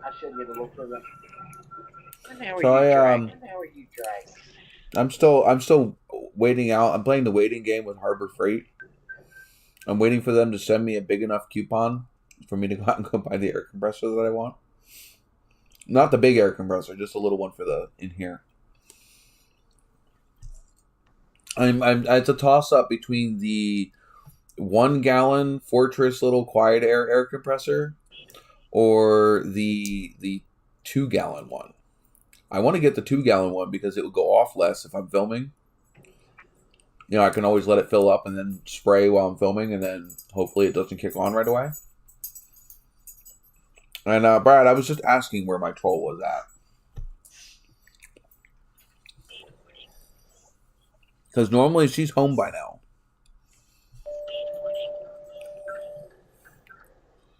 Chris bought a car. Chris, you bought a car? Other boy. What did he buy? Brad's older brother. Brad's oldest brother, actually. So mini Chris? Yeah, his mother thought it'd be a good idea to name him exactly like me. And then his girlfriend decided that their first boy needed to be saying the name. I'm like, why? I don't know. I'm named after my grandfather. And back when we was hunting, that kid said when he has his first boy, he's going to name it the same way. So they just carried the chain on. Said like, okay, now I could get into this now. We're going to have a fourth. And we're like, well, why? It says, because I'm guaranteed for the next 150 years, I'm going to be around to piss people off. Well, and then technically my firstborn's name is the same thing. So he bought a Dodge Magnum. Now, question: original, really cool Magnum, or the still cool but wagon variant Magnum? Because a lot of people don't realize there was actually a Magnum for 2 years of the I'm pretty sure it's the. I would say I like the station wagon Magnum, but that's just me. See, I would honestly, if I could have a '78 Magnum T-top, hell yeah, I'd have one in a heartbeat, man. Because they did make them as T-tops, which is pretty cool. They're very rare to find, but you can find them. And I want Junkyard Dave's freaking Hellcat all-wheel drive Magnum. Yeah, that just the wiring is just awful. But you know, it's one of these things like I do like that. It's cool. And I like those Magnums. Well, the thing is that whole time that it's taken him to do that. Well, the thing is the whole time it's taken him to do that, DIY Gang all-wheel drive swapped a Challenger in the exact same way that Junkyard Dave did his. Because technically, the Charger and the Challenger aren't much different. And Junkyard Dave started with a Charger. DIY Gang started with a Challenger. DIY Gang has already been racing it on the freaking racing and breaking it. So hey, well, like Because actually, of all the LX platform, the 300, the Charger, the Challenger, and the Magnum, they're all basically the same, just mildly different underneath. Although An all-wheel drive Challenger. It's just a V6. yeah, I never understood why did they did make an all-wheel drive Charger with the Hemi, an all-wheel drive Magnum with the Hemi. Why not do it with the Challenger? I don't understand that. Like it generally Too much torque. no, not really. Because the one thing is, yes, the Hemi does make more power now than it did back then. But still, it just doesn't make sense to me. Because honestly, I can imagine how many people would actually jump at the chance for a Hemi all-wheel drive Challenger. There'd be a lot of people, to be honest. I'm sure of it. It's no different than if Ford, because they have talked about actually doing an all-wheel drive Mustang, which is that's about damn time. And they're gonna do it with the Coyote, which about damn time, to be honest, because that's just awesome. You have one of those with all-wheel drive. That'd be really fun. Rear-wheel drive. Don't get me wrong. More fun for sliding around corners and stuff like that. But if you want to do dirt trail, on gravel and stuff like that, and sliding, all-wheel drive is just superior. I just like Dave's one because it's basically the Charger with Charger wagon. It doesn't have a Magnum front end. It's got a Dodge Charger front end. Yeah. Oh yeah, and the one thing is it's interesting because with the Magnum itself, there are plenty of people that do. I have seen so many damn different conversions on the front end. The easiest one to do is a 300. The Charger front end is the next easier one, but still a little harder. And the hardest one to do is a Challenger conversion on a Magnum.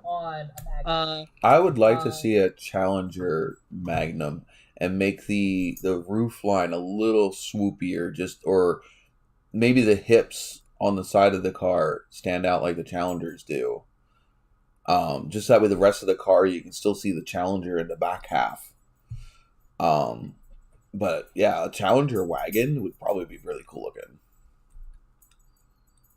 Yeah, and actually, I do love because Smythe Cars, they make kits to convert vehicles into utes. To be honest, they're pretty cool. And their version of the Charger is really cool. So they take a 4-door Charger and they turn it into a 2-door ute. So cool. You can also do it with Jetta. You can do it with actually Subaru Impreza. There's a few different vehicles in there too. The way you pronounce names is so weird. Jeep Grand Cherokee. Just go ahead. What? Huh? What? Impreza? Yeah. It's Impreza here in the U.S. Yeah, well, because it's Impreza here because it's a Z and not a Z. I know. I'm just saying. And there are plenty of those. There's one thing is, and it screws up Americans when I say it. Even though the Canadian way to say it is proper. The Toyota Celica over there, I know it's a Celica, but that's not proper. Yeah, I know. That one I know of. I know that one. Your 250Z, 250Z. That one is funny. Do you guys say Nissan any funny way, or is it Nissan? Oh, just Nissan. Yeah, and the funny thing is apparently we all say it all wrong because the Japanese say it something different. They split up the pronunciation differently. Yeah, it's Nissan. Yeah, because it's two different words mashed together instead of one word. It's two words shortened and mashed together. Because I was just watching 10 manufacturers that Americans pronounce wrong from 10 different Japanese manufacturers that Americans pronounce wrong. Honda is also one of them. Yeah, well, to be fair, the entire world other than Japan says Honda wrong, so it's fine. Yeah, Sasaki. Oh, where are we at? Had sushi for dinner. And the one thing is, because with the LX platform vehicles, the Charger, Challenger 300, Magnum, It's interesting because of converting like the V6s to a V8 is actually a shit ton of work. And because I'm actually part of a Dodge Magnum owners group, and there's one woman in there that's actually done from a 2.7 V6, which is one of Dodge's worst engines ever made. And she did it to a Hemi. Wait. And it was Brian, your Z's not dead, is it? It says the Z is dead. Or is he just a line from something else? I don't know, actually, because he hasn't told me that the 280 is dead. I'm confused. I'm gonna say maybe we're gonna hope that it's more of a saying the line off of something than that's gonna leave us all stranded here.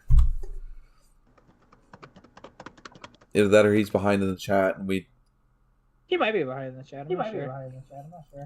How are we doing as far as likes anyway? We have 5. I have 4 on mine. 5 viewers though. Yeah. Why is my likes always different than everybody else's? I don't know.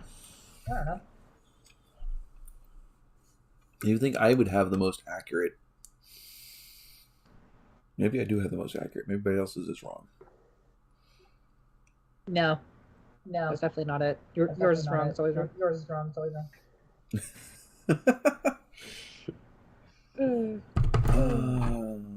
Jess, did you message me yet? Oh, and something actually. So the place that I always go to, which is, when I go up to work on my cars and stuff like that, I can go. Edmonton? Yeah, I'm going to Edmonton. They announced the other day, because they've been doing this test actually, and people have been trolling this test, to be honest. It's from Fifth Element. Well, it's for exhaust noise, right? Now, the dumb part is because they announced a new revision to the law that there could be up to $1,000 fine for loud exhaust.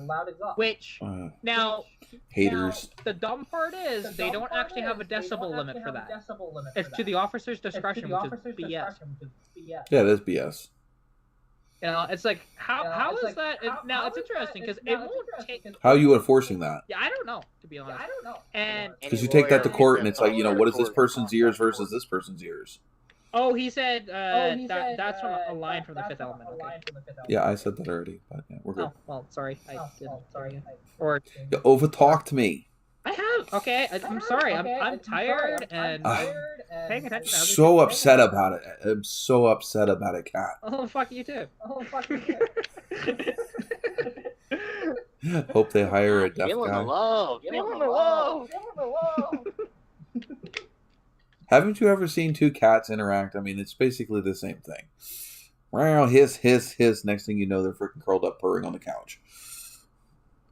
Not really with my cats.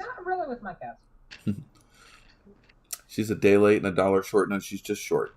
Actually, she's not short. You're not short. You're the opposite of short, aren't you? Yeah, I'm not short. I'm not short. No. Which, it's funny, because people think I am short. And which is so... You look short when you just look at you from, like, the waist up. But then when you get a full picture, and no, you're not short. Well, it's really funny because there is so many things out there to show my height of me standing beside trucks and beside different cars and whatever else. And just assume you're short because you're a girl. Yeah, and everybody thinks that, but I'm not super tall, but I'm not short. I'm about 5'10", give or take. Come on, everybody, You're quit taller than freaking I am. out. She wears camouflage heels. It's a camera trick. Let her run with it. She's taller than I am, Chris. Wait, how short are you? How short are you? Wait, why is this how short am I?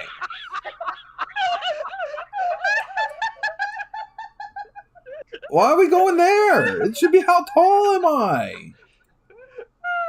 Boom.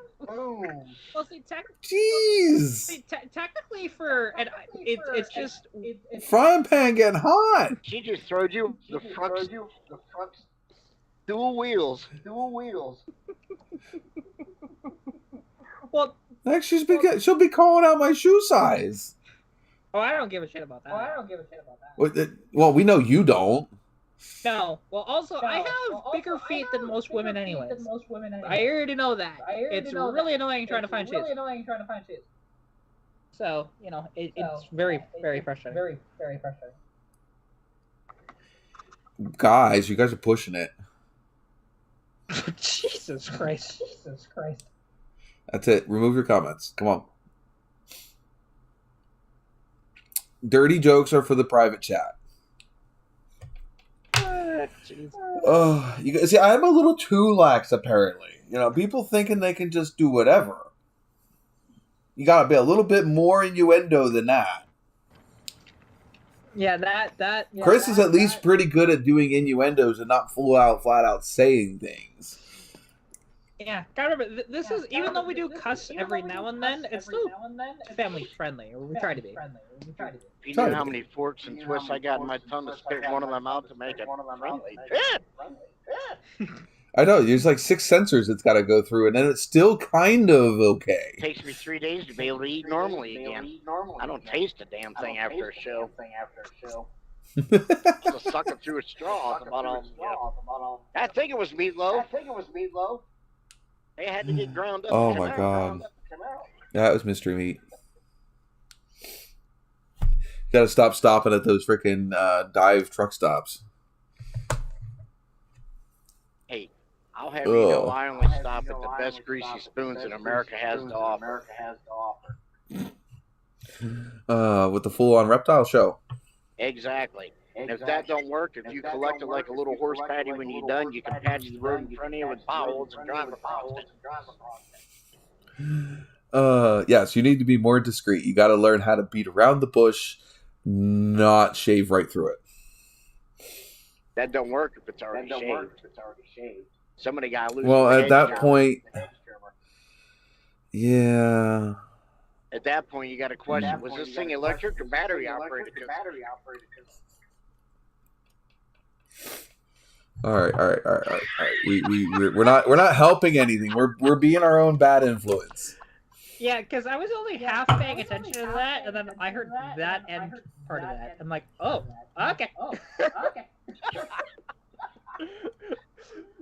She's like, do I dare comment? What are they talking about? We are talking about that freaking neighbor that always got to get up at freaking 6 o'clock in the morning to freaking mow their damn lawn. Yep. See, I don't have one of those. And then the next morning, you got somebody getting up at 7 o'clock in the morning to mow theirs because the neighbor mowed the other one the day before. And when they turn their heads, next thing you know, the whole freaking town's getting their lawns mowed. Very dull shears. So you hear is, why don't you sharpen them things to cut through the thicker twigs? Kat, I'm sorry. You have no idea where you're going.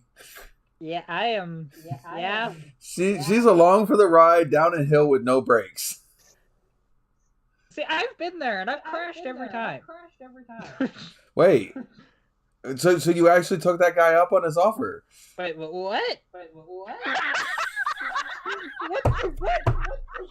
Okay, I am so freaking lost right now.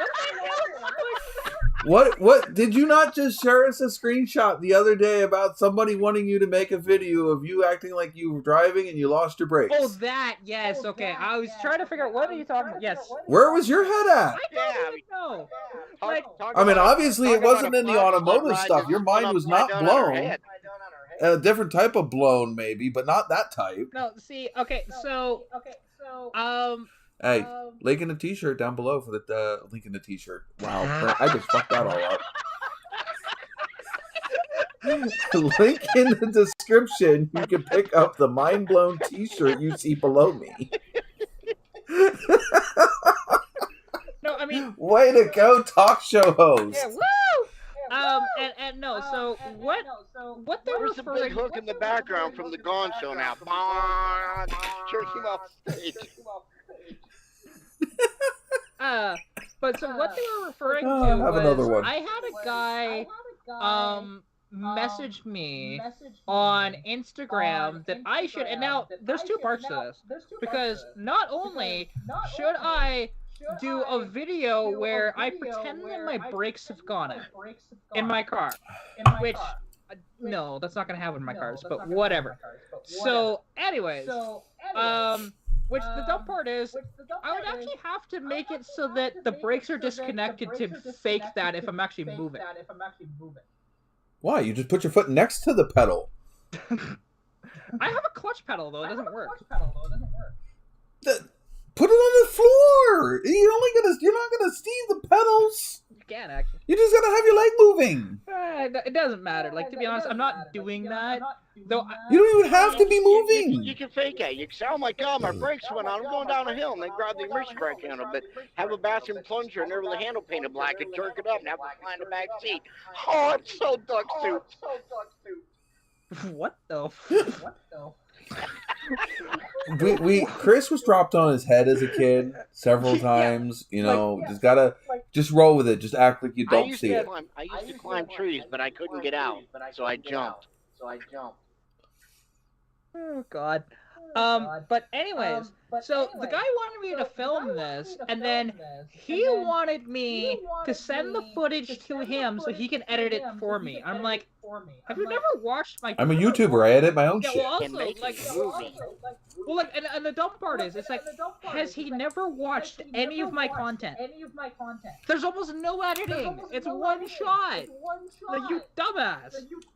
There's hardly any editing. That's why he wanted to edit for you. It's just like, I don't want edited content. That's the difference. It just scares you. What kind of an outfit's he gonna put you in this? There is that. Like, and there is a lot of stuff where it's like, no. Hey, Chris, empty rain barrel. But it was the one thing though is like, I'm not gonna fake a thing like that. But he did give me an idea, to be honest, of actually what can you do if you have a manual transmission. You can do this in automatic, but it's a lot harder to do. Of if your brakes somehow go completely out and you have no brakes, just drop it into first. Which is impossible. Yeah, exactly. If we had single master cylinders still, it is possible. But we have dual master cylinders now. So, unless the people cut your lines all underneath your car, that's the only way that would happen. But howdy. Hi. It's a troll. Yeah, no, see, Jesse, no, that's bad. I didn't bother calling because you're on your live stream.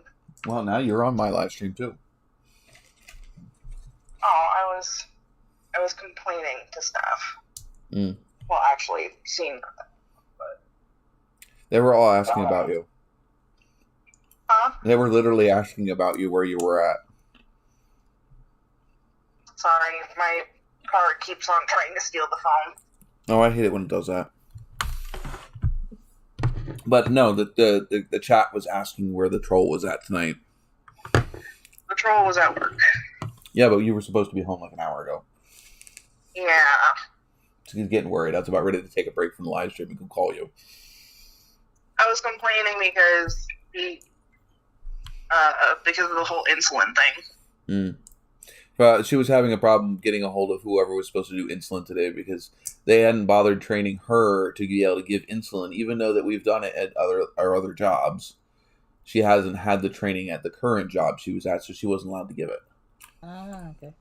And no, Jesse, that's how you break a transmission. I've done that by accident. I was Did it break? Yeah, they have the TH350s. They have these little fins that spin out to engage. As also part of the park.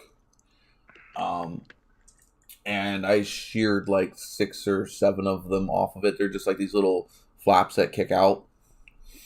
And yeah, it just made a horrible noise. And yeah, no, it didn't work after that. I had no reverse and no park. Thankfully the person for the overnight came in like at 9:50 and ran to do the insulin. Jesse, it would kill that transmission in a matter of seconds. It wouldn't even slow the car down. Trust me, I know. Yeah, no, I wasn't even going that fast, and it ripped them right off. And Jesse, you don't throw it in the park either. No, like, the thing is, if for some miraculous reason you have 0 brakes and even your handbrake for some reason doesn't work. Because you can stop a car, you just have to be very careful with the handbrake.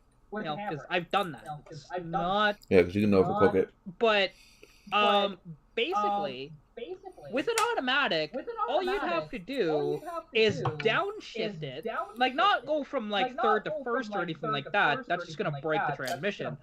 But you go like. If, let's say you're at 60 miles an hour and you're going down a hill and you realize, I don't have any brakes. You put it in a second, you wait for the RPMs to come back down again, and you do it just like you'd engine brake a manual, to be honest. You do it that way. Yeah, second, then I do it. I generally, you can ask Jess, I'll slow a car down like that just for, when I'm just playing with the gears. I'll literally just kick it down in the third, kick it down in the second, kick it down in the first, and then literally launch the car the same way. Go back up through first, second, third, you know, because our Kias had paddle shift, and then my Nova was set up to do that as well with the TH350 in it. That I can manually select gears. Jesse, a C6 will grenade itself too if you do that. No. It depends on the transmission, because, all right, so like I said, the GM transmissions, you try to throw that thing in reverse from neutral, and it's just going to destroy it. You okay over there? Don't worry about it. Okay. It's but he was saying about the park thing.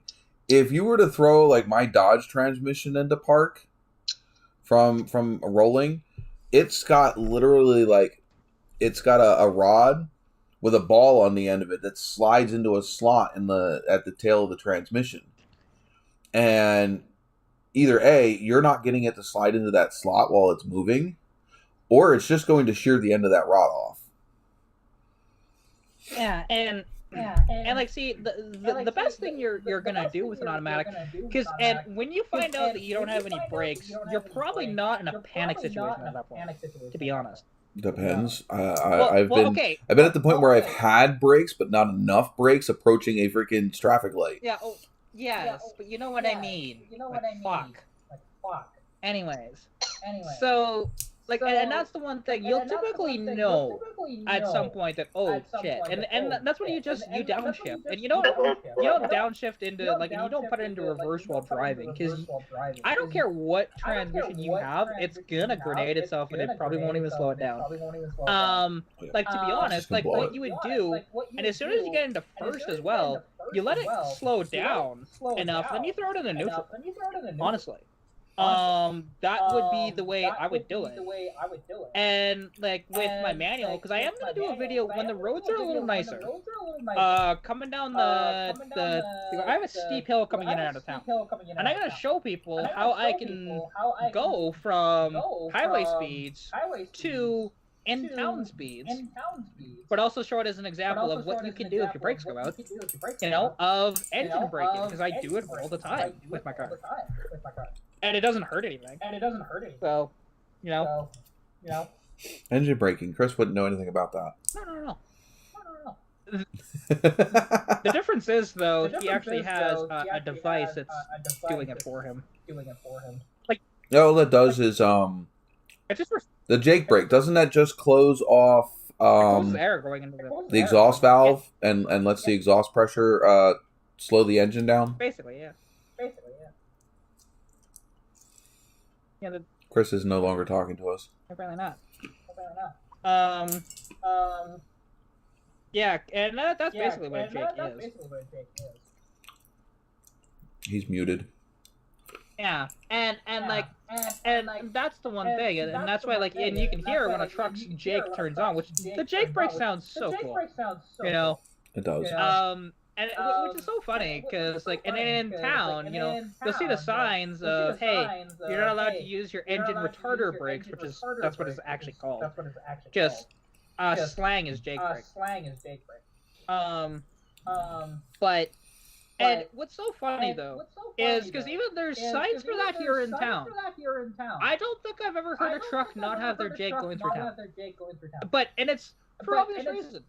Because no matter what side of town you're coming from, you're going downhill. And if you're in a loaded truck, you're going to have your Jake on. It doesn't matter. You know? And it's just so funny that way. Because, like, yeah, like going out of town, going to Olds, for example, which is the main sort of highway there, it's a pretty good gradient. Like, I'm not sure exactly what it's at, but it's pretty freaking steep. After every one of them signs. I'm not undoing a safety device on my vehicle to get down that hill. You can kiss my patootie. Yeah. Oh, exactly, and the one thing is, like, especially here in town, because we have a really stupid setup here, in my small town, because we have these traffic circles, but the road was never designed for traffic circles. So it's and it's very it's not a wide road at all. And so the thing is, they designed these traffic circles to actually be run over by the trucks, because they just knew. Jesse, when you let off the gas, your throttle doesn't your carburetor doesn't close. Not all the way. Nowhere near. I'm reading comments. Yeah, no, I get that. Gasoline is the air cut off when you let off the throttle. That's not kind of exactly how that works, but no, like, think about it this way. So, especially not with today's fuel injection. So, like, with a Jake brake, think about it in like layman's terms of if you're driving down the road and all of a sudden, hey, look at that! Somebody magically stuck a banana down your tailpipe. It's a very similar thing to that way. It just restricts. I'm pretty sure there's an actual valve in the exhaust pipe that closes. It is, but I'm just doing it as a dumb term, right?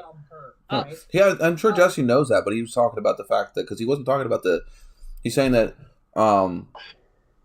it closes both the intake and the exhaust, which I've never seen the ones that do the intake one, but I'm not saying it doesn't exist. Yeah, they're building to the head. But he's saying that gasoline engines don't need a Jake brake, because when you let off the gas, the throttle closes the intake. It's not true. The throttle stays open. If you've ever worked on a car and played with the throttle, when the engine's running, the throttle stays open part way. Yeah, it doesn't actually fully close. Think about it this way. As soon as you put it into gear, your car starts moving. Right? So there's always throttle input no matter what. Even if you have not pressed the throttle. That's what we were talking about just yesterday, was the fact of the idle stop. That's holding the throttle open.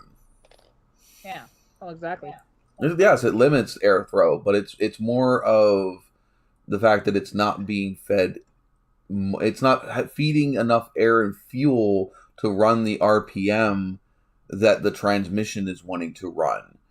So that's why a gasoline engine will slow down. It's not just air; it's air and fuel. And it also depends on the transmission, though, because if you have a torque converter, an automatic, sometimes that torque converter won't engage and it'll free spin. Because I know that, like, the gray Kia, it slows down when you let off the throttle. The green Kia that we had, it would coast. And if you have a rotary engine, you don't have any back pressure at all. So it's just free wheels. Yeah. It's funny, though, because, like, both Kia Souls, one would coast when you let off the throttle, which was great for saving gas mileage. And like the gray one we have, as soon as you let off the throttle, it wants to start slowing down. So you had to drive them both differently. I mean, unless you were up in fourth. If you were up in fourth, it would coast, because I do believe that's... Jesse, technically a smog pump does something similar to that, but it's not designed to stop the car, though. But it does something... The smog pump's not designed for that at all. No, it just restricts power, basically, via exhaust gas. That's what it does. But it would work similarly to that, similar. But it's not the same. It's not designed to stop it. It was just designed to reduce emissions. Which it did, kind of, because it was just kind of recirculating them and restricting it very badly. Very similar to an EGR in that regard. Well, the only air pump that a car would have... That's what it used to be. It used to be an air pump. Yeah, that's what a smog pump was. Yeah, that was pump fresh air into the exhaust manifold, so it would help burn the unburned residue coming out Right. before it hit the catalytic converter. Which, ironic I mean, I of don't- ironics, our 84 Trans Am still has that whole system as built by GM intact on the vehicle. It was never stripped. Well, they tried to yell at me, say when I took the Novo the one time, saying that the car needed a smog pump because it had the V8 in it. Well, NPA emissions testing goes off of whatever the original engine that came with the car had on it. Mm-hmm. Never had one. Well, the inline 6 doesn't come with a smog pump.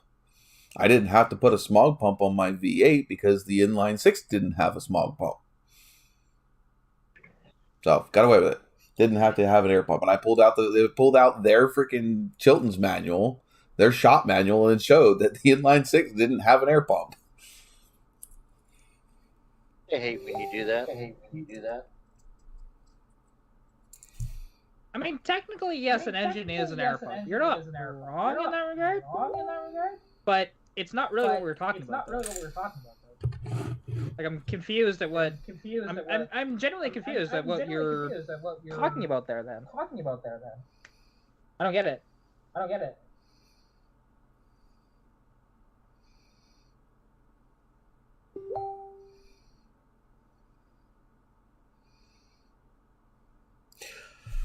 All right, my girlfriend is definitely either being a troll or I should actually be concerned.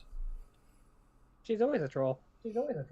I know, but sometimes it makes it hard to tell when she actually needs help or when she's being a troll. But she hung up, and I put question marks. The next thing I get gifts of cars getting into accidents. She's just having fun. Yeah.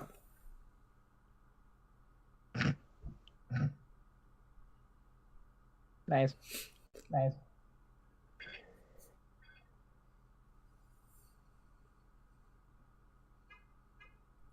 That's what I get. I'm assuming if she was actually in an accident, she'd be calling. I hope. Oh, that one's funny. The Model E, the Ford literally just falling apart.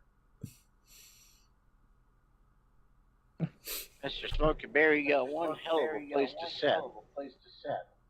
Oh, and now I'm getting a Teletubby dying.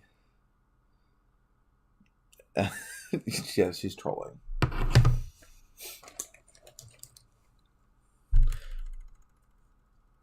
Who's Mitzi? Oh, Miss Formie. Hi, Miss Formie.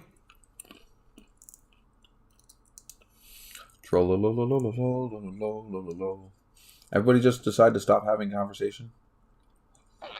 I'm replying to comments of people that don't understand. Oh, okay. Because You're YouTube moderating? She's trying to catch up because we lost her after the hedge trimming.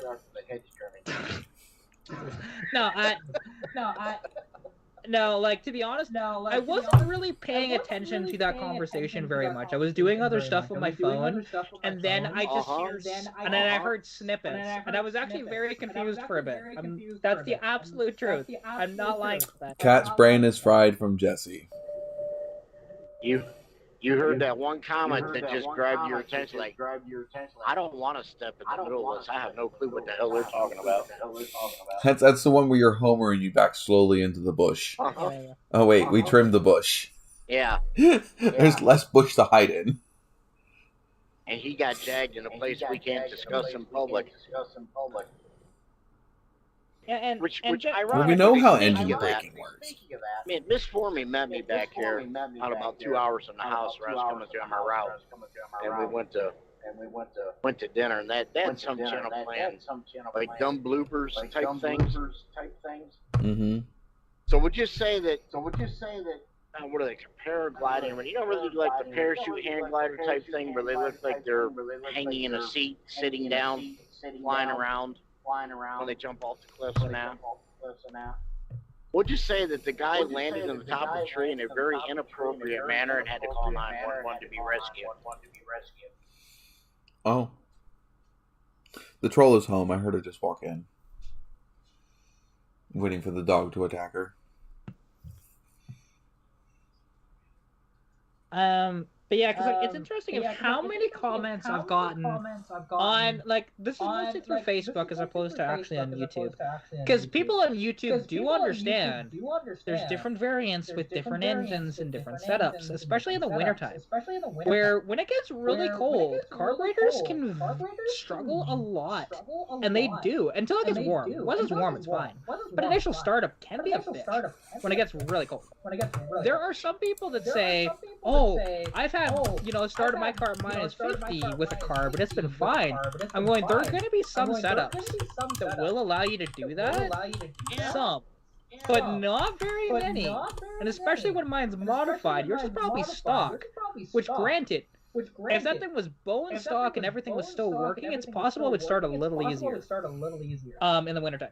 I'm sure about that, but I don't have it set up. But I just love how people with computer controlled, it doesn't matter whether it's computer controlled carburetor or if computer controlled anything, because the computer can manage the gas and timing and things like that.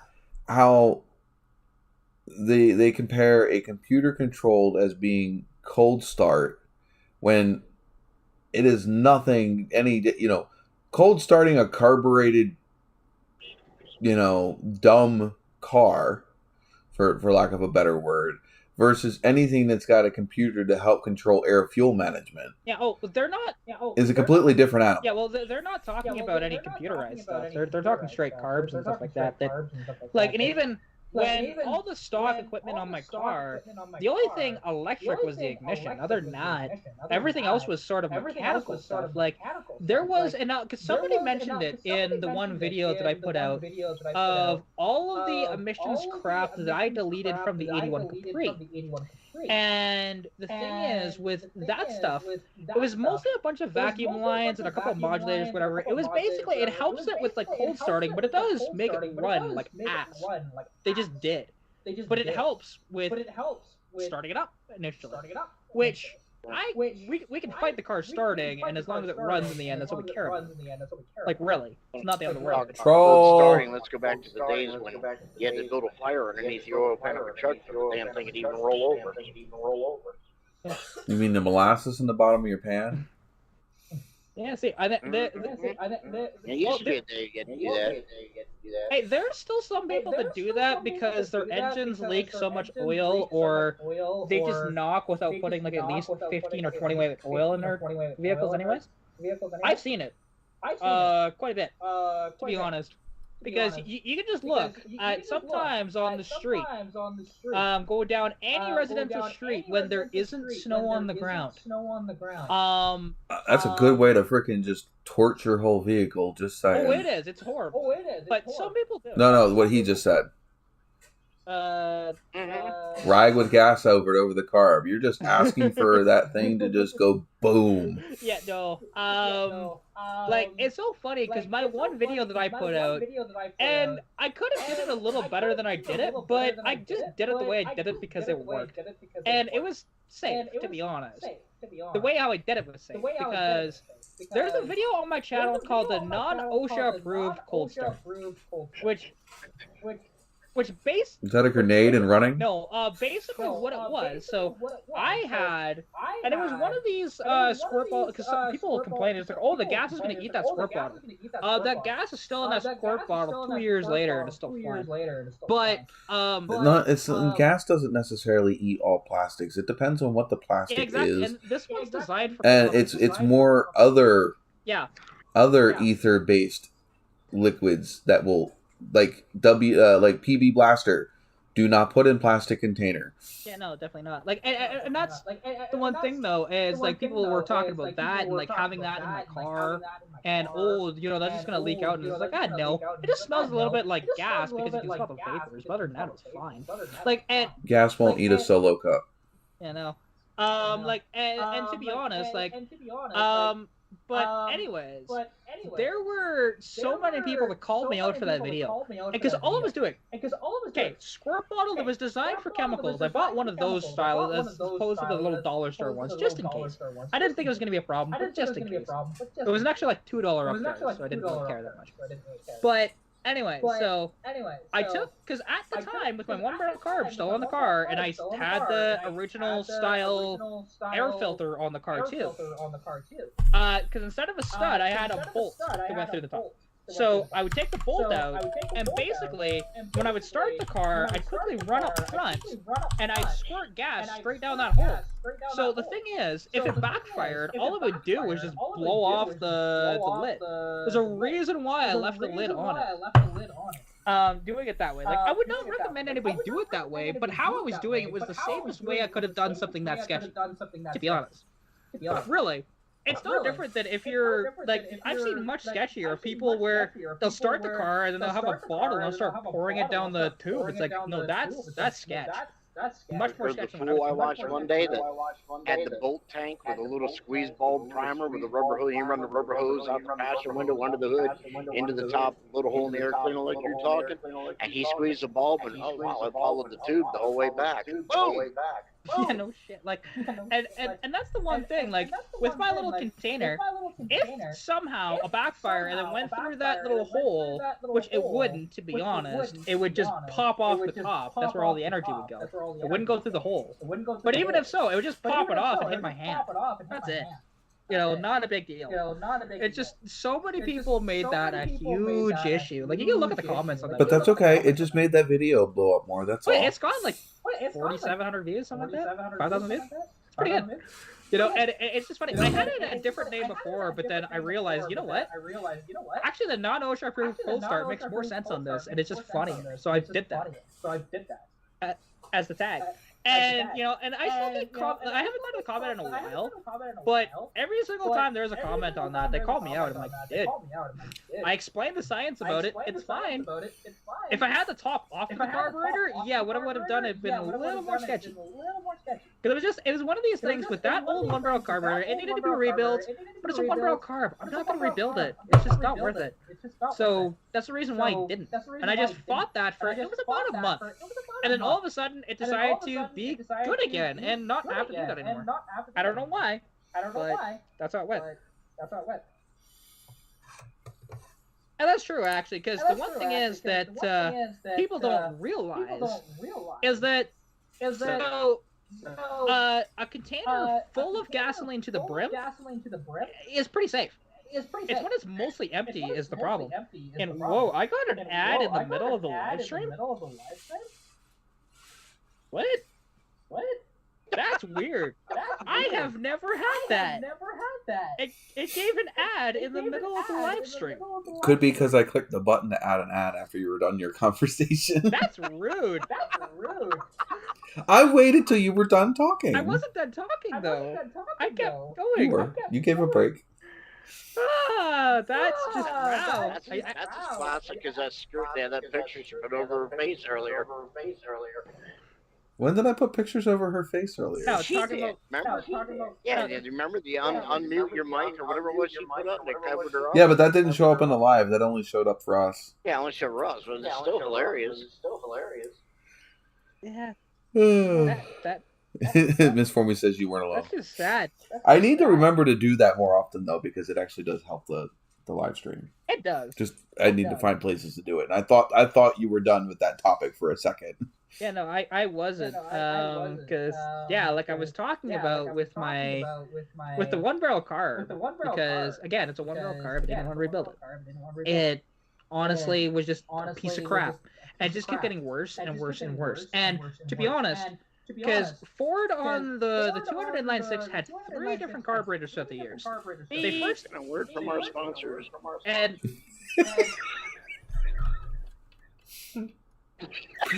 it's Brad's fault. It's Brad's fault. Read the comment.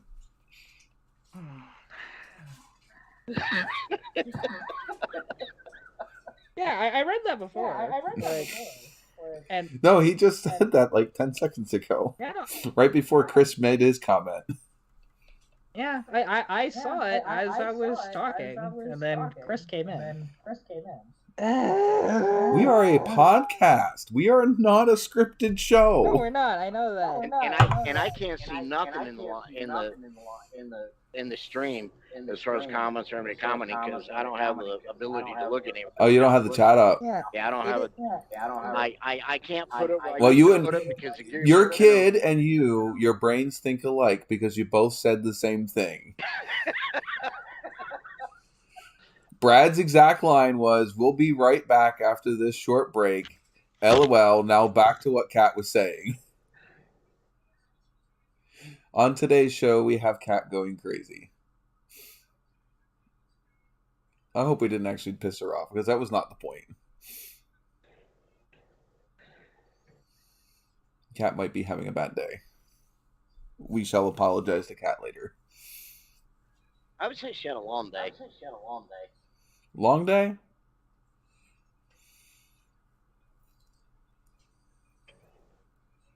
Watch for Just ice. read what's on the monitor. That's interesting. What? Got a watch for ice warning just come up on the dash of the truck. Watch for ice on what? The ground? Mm-hmm. Well, probably because your temperature just dropped outside to 32.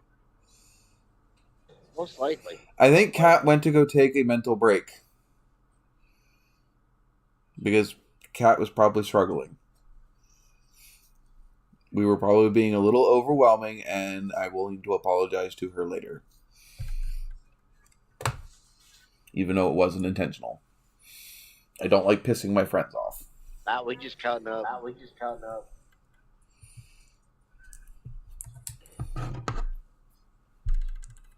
So what else is new in the world? I've been away. The world or my little world? Well, our world, YouTube world. The ones that matter world. Let's put it that way.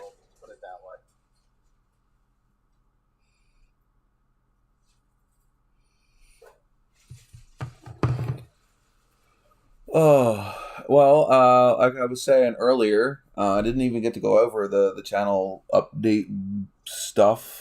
We're down to 2 viewers. I guess I pissed a bunch of people off. But waiting for a decent coupon and a price drop to pick up the air compressor, and I was also waiting for the last 2 loans to drop off. To pick up the air compressor and the airbrush and stuff for that for doing the models. That way I can get back to working on that stuff, considering I can't really work on Jean Grey at the moment. Jean Grey, I just haven't... I've fiddled with it a little bit, trying to get the rest of what I need, so I can know exactly how much of, each gauge and color of wire that I need, how many terminals of the different sizes I need, so that way I can get a shopping list together for that stuff to find out how much that's going to cost.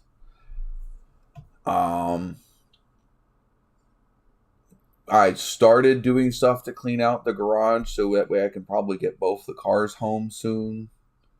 But I just brought in the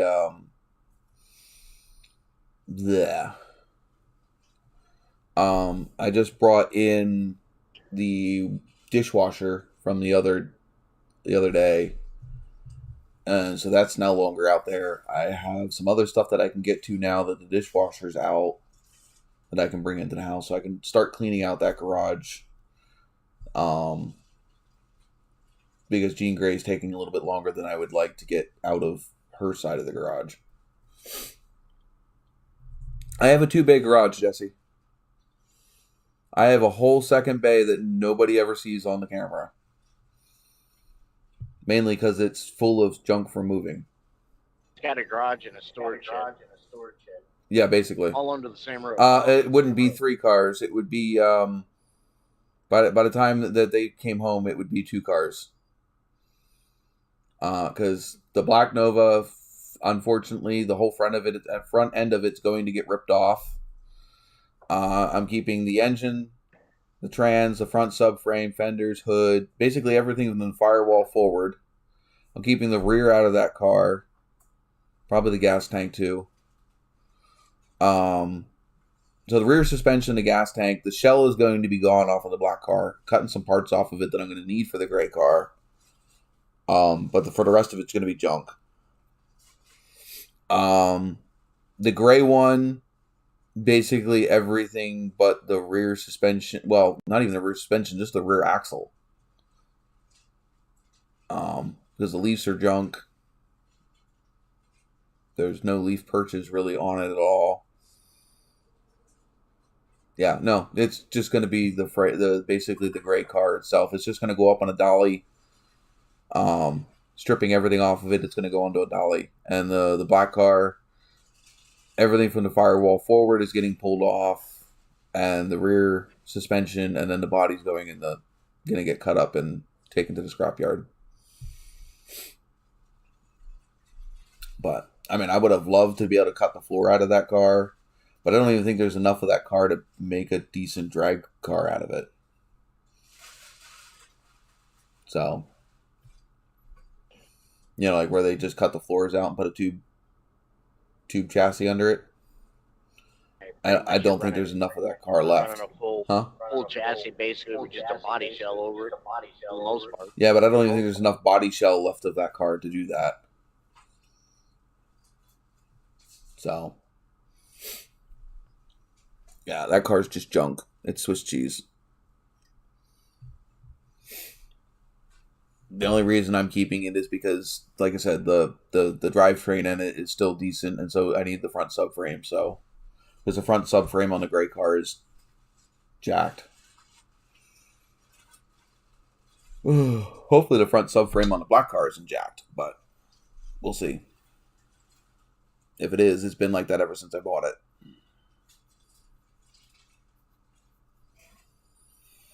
But yeah, I need to get them home. They're costing me more money than I would like. When I first originally started storing it, it was only like $140. Now it's up to $160 something. Yeah, everybody trying to make up for 2 years of garbage. Yeah, well. But yeah, basically, I'd like to get them both home. But yeah, black car first, get that one stripped and gone, and then bring the gray one home. Hopefully have enough of the black car tucked away in corners that I can fit the gray one in. And that's going to be even easier, because literally it's, 2 bolts underneath the front subframe. And that whole front end's gone. And then it's, the leaf springs in the back. That's it. And then it can go on a dolly. And then the rest of it can go. And that car, it's only like, 7 feet long when it doesn't have a front end on it? Just something like that. 7, 8 feet. So it doesn't take up much space once you strip everything off of it. So even if I don't work on it right away, at least it's home.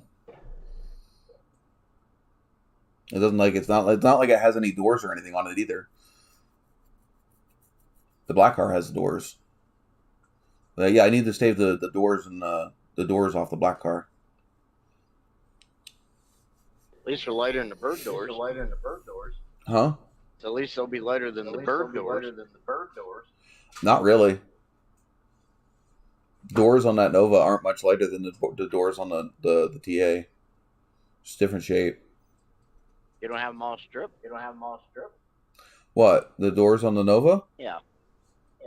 They're stripped, but they still have the glass on them. Okay, I thought you had the glass out on them too. Just as long as once since I looked at it, huh? You got me my own? You said you wanted one. Yes, I did.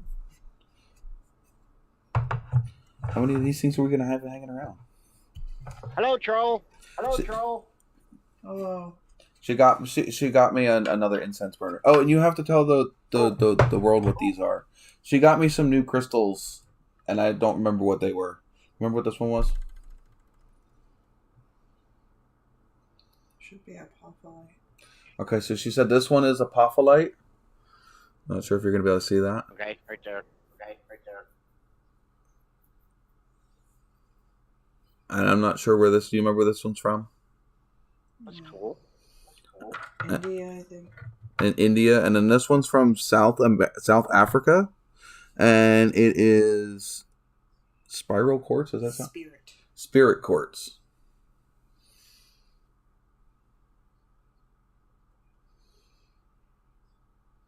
And she got this really pretty geode too. Now she's got a lot of cool stuff, but the geode was really nice looking. You want the geode? Yeah, did you ever get the amethyst yet? No. I either have to pick it up or she has to drop it off. Okay. I haven't had time to. Yeah, we apparently killed the live stream though.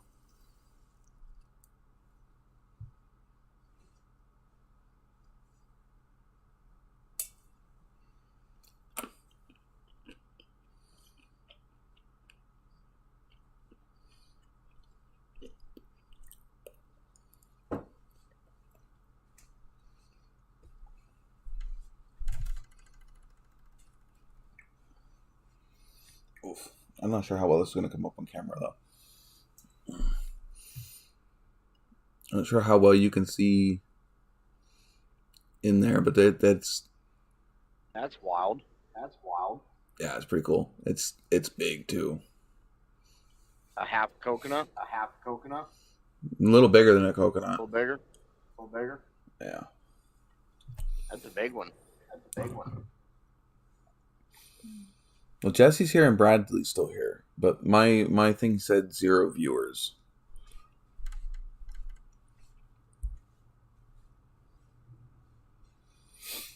Oh. But yeah, she got a big haul of a bunch of different crystals from PA. I got myself a big thing. Oh, what'd you do? Oh, you got a big. What is it? Is it obsidian? Obsidian? Can you even see that? Oh wow! Oh wow! Like, I need a white background. That is huge. That is huge. What the size of that thing? It's not the biggest one, but somebody else took the bigger one. It's huge. I mean, it's Just hold it next to your head. Don't drop it, please. I don't know. I can't read that when it's not.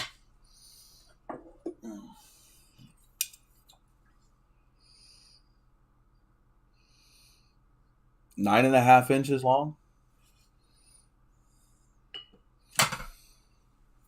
This is the kind of stuff that my girlfriend sells.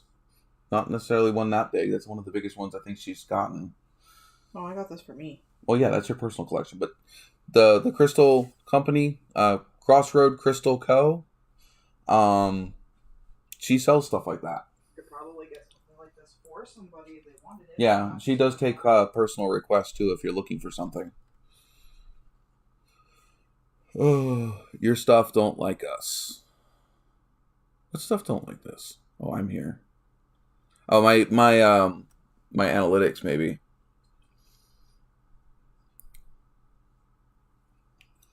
Was that in one of the packages you got today? Yeah. The rest of it is pretty much like carvings and stuff that I bought for upstairs. Did you ever pick up a new battery? New battery? Yeah. Yeah, that'll be coming. Okay. Then I gotta put that in. For those of you guys that know, I saved her laptop the other day. It wouldn't turn on. Well, it would turn on, but it wouldn't go anywhere near boot, so it would boot fail. It ended up being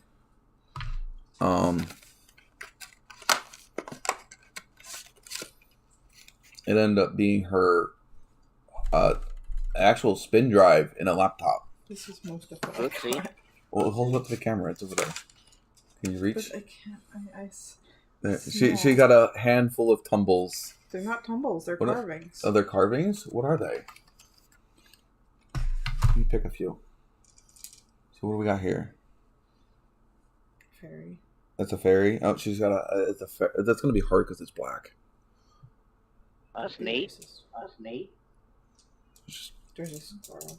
Oh, you got a squirrel like the one I have? She's got a purple squirrel like my little brown squirrel.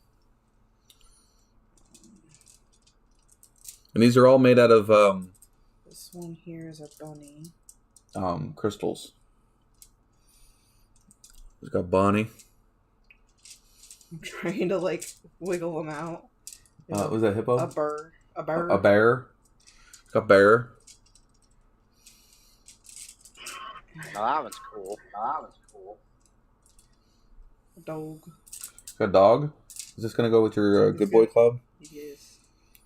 She's got a good boy club, which is just a bunch of dogs. Okay. Got a vagine. I don't know if I can show that one. It's a vagine. I'm gonna make them It's into a flower. earrings. It's a female flower. I'm gonna make them into earrings. We'll quickly take that one off screen. What do you got here? There's a snail down there. Get a snail. That's a squirrel. No, it's right there.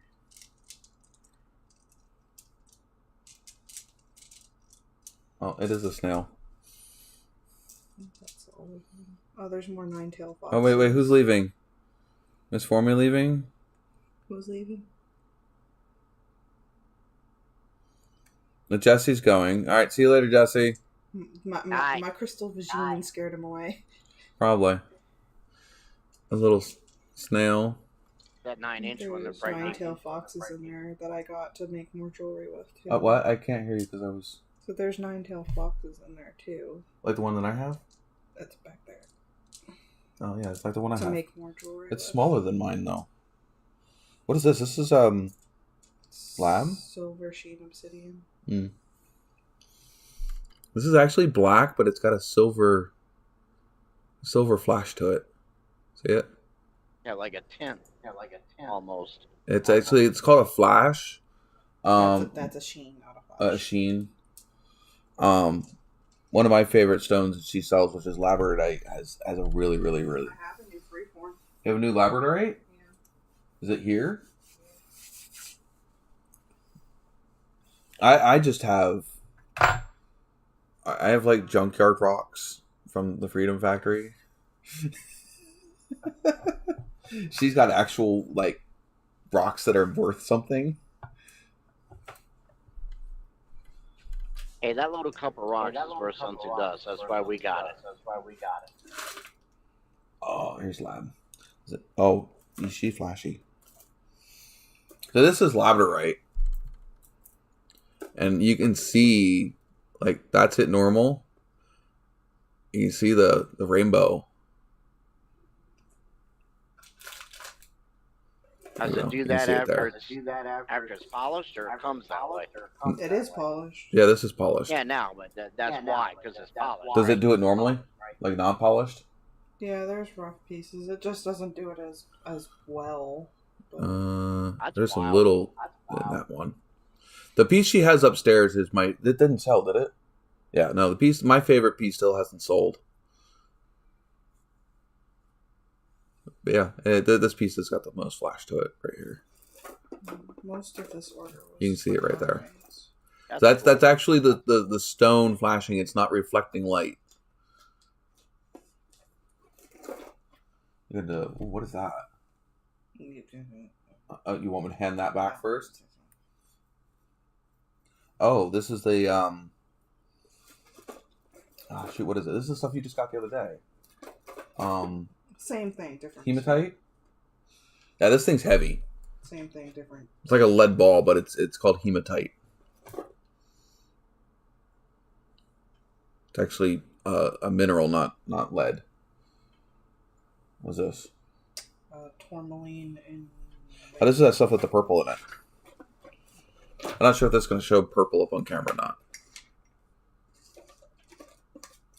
It's a heart carving. But it's got the dark spot's purple. Okay. That's most of it. That's most of it. Yeah. I have like. That was 2 big boxes. Tumbles and there's. And massive. What? Yeah, you had 2 big boxes. Well, yeah. It was this, the carvings, and then that was in there. My tower was in there. Okay. And the other box was Amazon. Yeah, they set one on top of the thingy and the other one next to it. Alrighty. Did you get lamp oil? Hmm? Did you get lamp oil? Yeah. We didn't get a lamp though. I have my little lamp. Oh, your little lamp. Yeah, we're kind of like hunting for the old school oil lamps now. My mom had like I think 3 huge ones. Because our power keeps going out here, and it'd be nice to have. I have 2 cheap ones coming from Amazon. Oh. A lighting source. Yeah. I mean, our phones and her candles are great, but they don't throw off a whole lot of light. Oh, only here for 90 seconds. All right, Harvey. Oh, this was my freebie that I got. If you want to keep it on your desk. Oh, it's another shroom. Was it because it's cracked? She just puts freebies in. Oh. Got a big shroom. I think it's dendritic agate. I'm just collecting more stuff for my desk. I mean, I've still got my cat with no ears. I've got a nine-tailed fox. I've got my is it Spot? What was the dog's name from frickin' Nightmare Before Christmas? He's got a broken ear.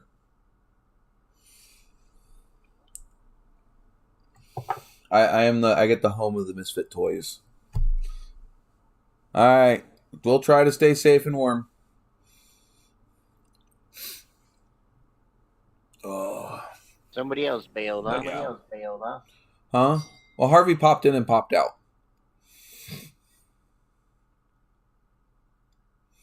Like I said, Miss Formy, I can send you the link. You can check out her stuff. If Miss Formy has TikTok, that's kind of where she does most of her sales.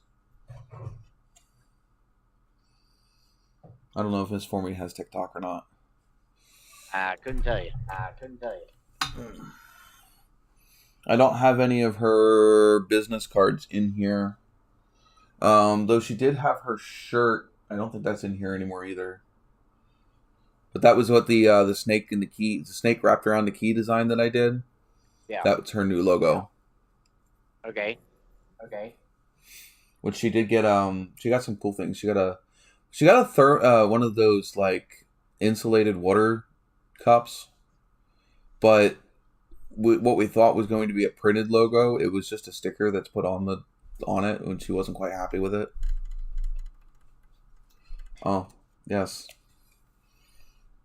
the card. Oh, that's cool.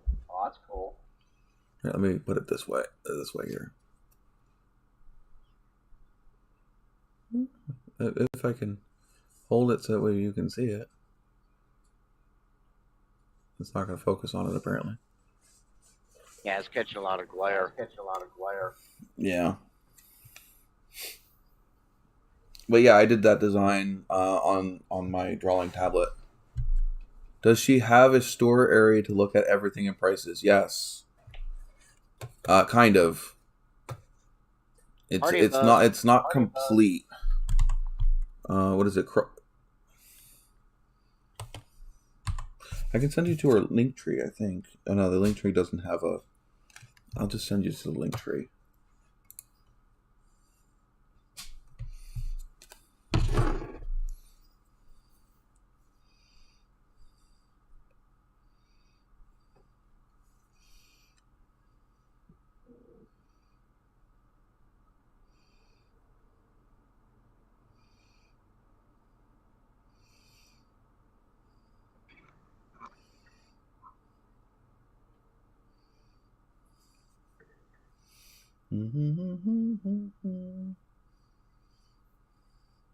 But also, she can get stuff that, she doesn't necessarily have bought yet.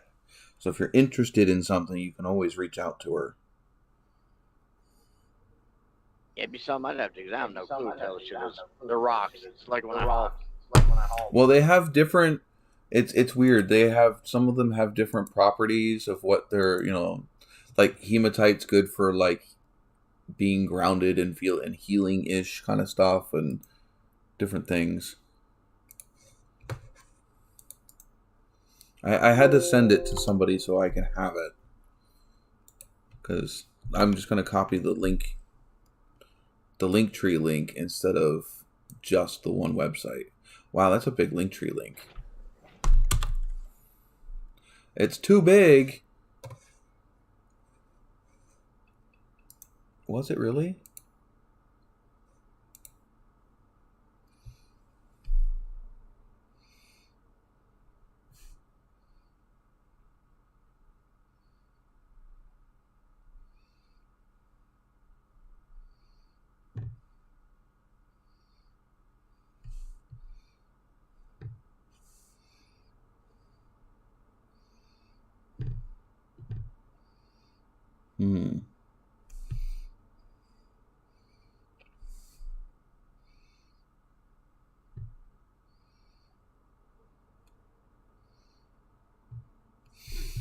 All right, maybe I have to get on the actual live stream and see if that works. Volume down. Get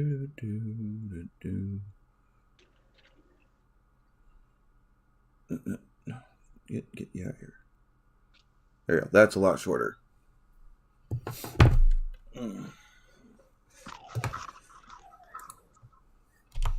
Literally sound. You literally, when you were just eating, literally sound like when you eat in Minecraft or an Ark.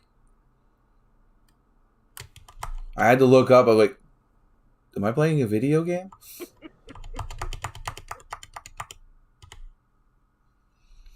So that takes you to all of her links. I think that had everything. Oh, I gotta double check.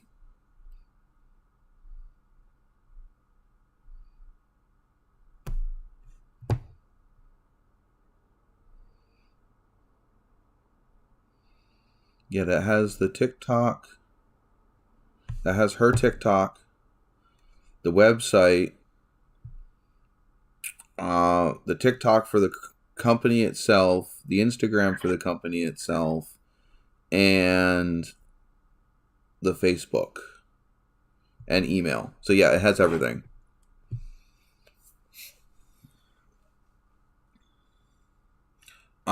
Well, hopefully you can still see the link right above you.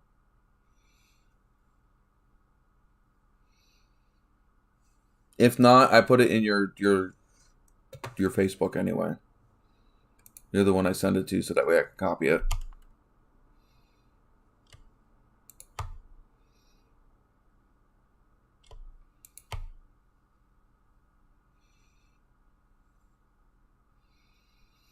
I also kind of hate it too because it just inflates the views, but it doesn't give me any extra stuff. It's like, oh yeah, you have so many people viewing your live. No, it's the same people. They're just leaving and coming back.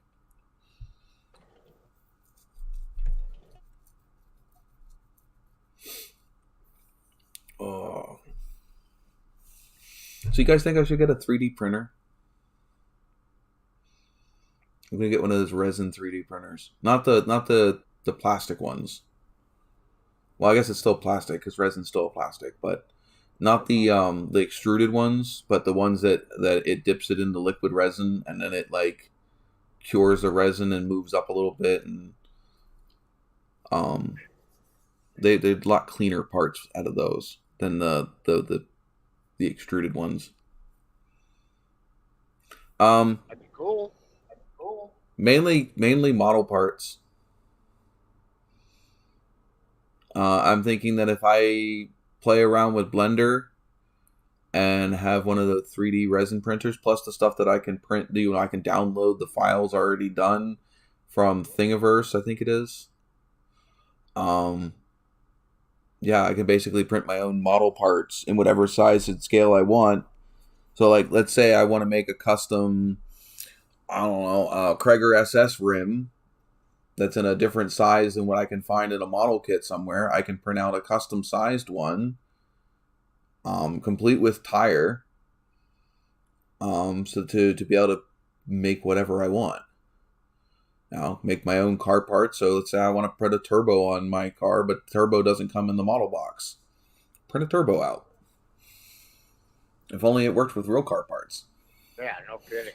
Hold on, honey. I'm downloading and printing a supercharger. You know?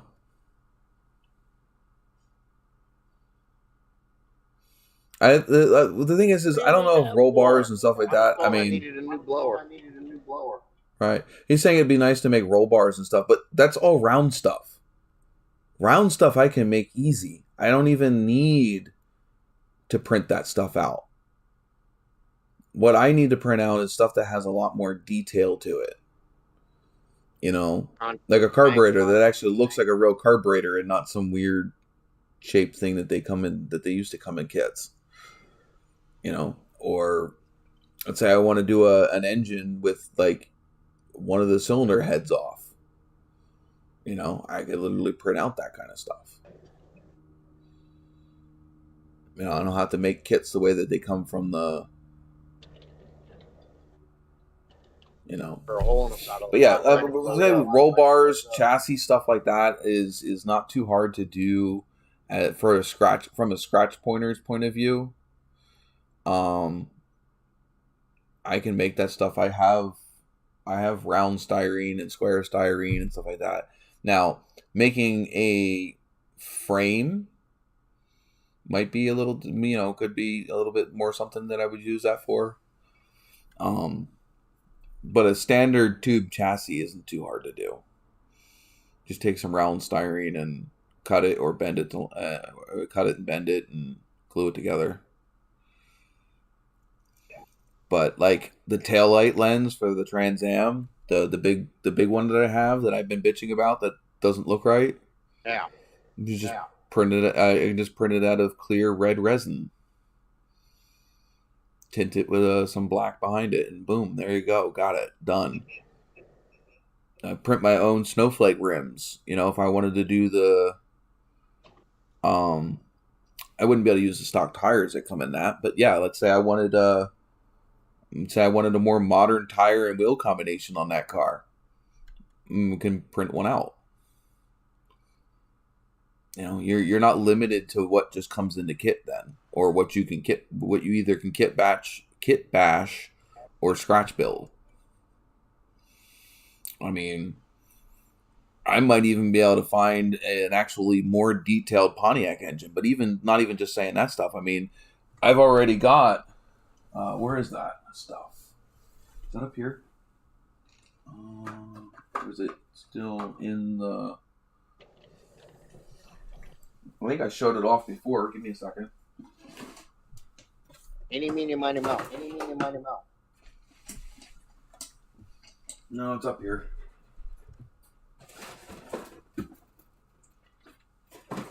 Somewhere.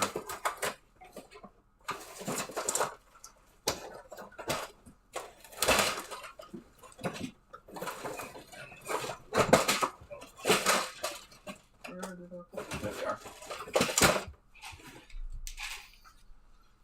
No. It just sucks because, Chris, you have the big screen at the moment. I'm sure you guys can see it anyway.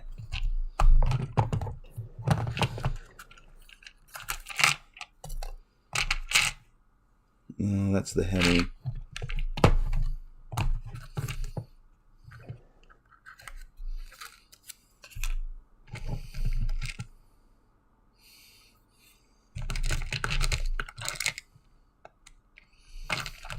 Like, here is...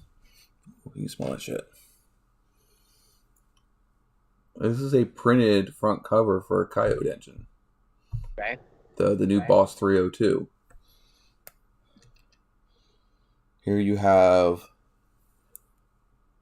And these are resin printed. That's the intake. You can't see it. It's got all the vein detail and all that stuff on the top. Yeah. You know? Way more detail than the stuff you get in the kits. Here's the engine block. Again, can't really see the detail because the camera isn't wanting to focus that close. Doing pretty good, actually.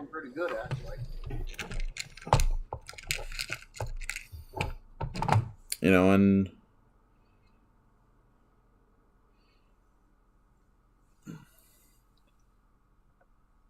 transmission. And this is for this kit. That's what I bought it for. So this is the modern Boss 302 Coyote engine, and I'm doing a Coyote swap in this thing. Right.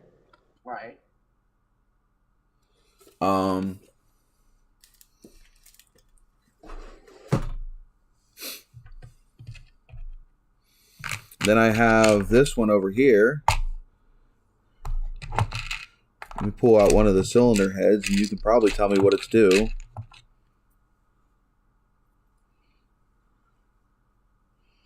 Maybe not.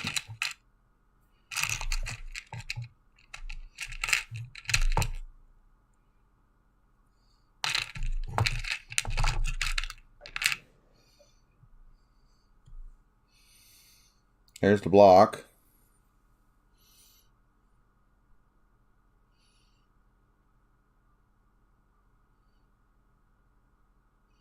No, the block's is all white, so it's all going to be really, really bright. Now these are cast resin. These aren't printed.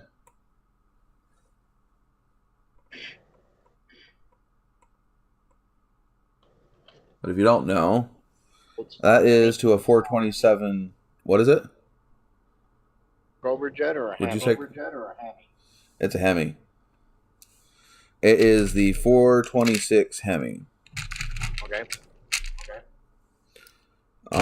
And that is for my 71 Plymouth. Well, it's right here. My 71 Plymouth Duster. I'm going to do a Hemi swap and a Duster. It's like, that wouldn't have been a ridiculous swap back in the day.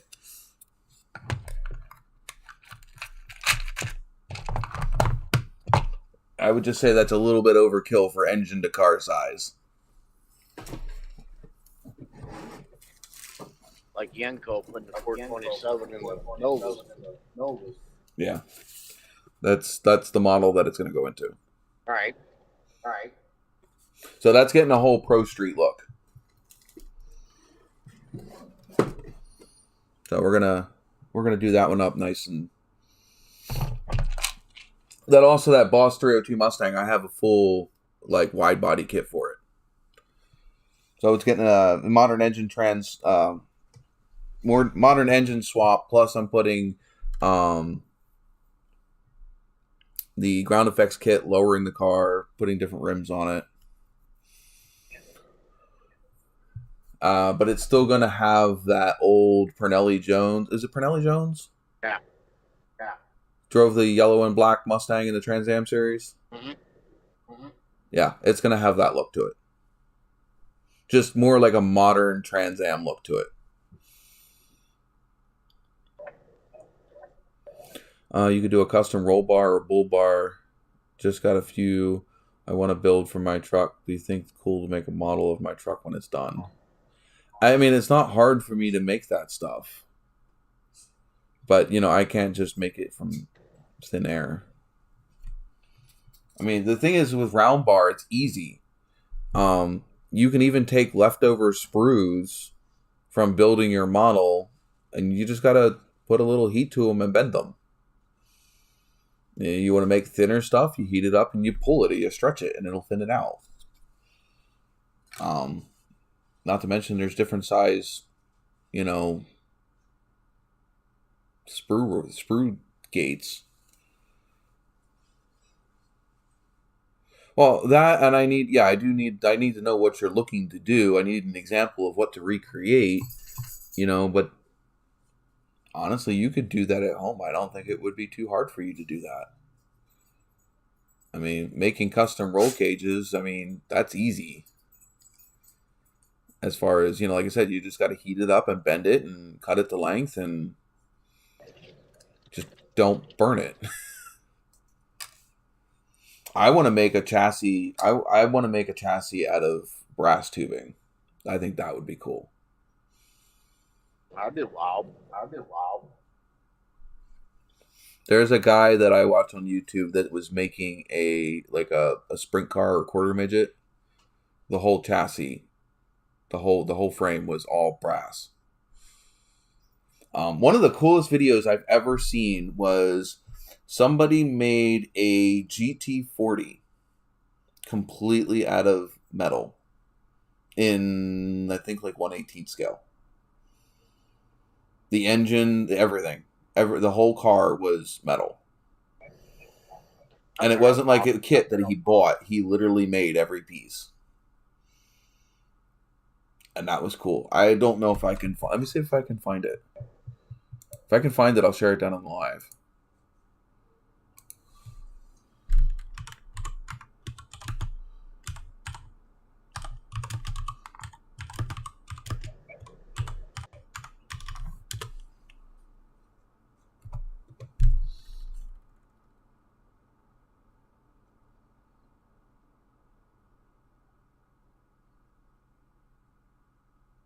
That took a good little while. What, to build that one? A lot of metal and have to custom make every piece. Yeah, and that's a whole different type of modeling.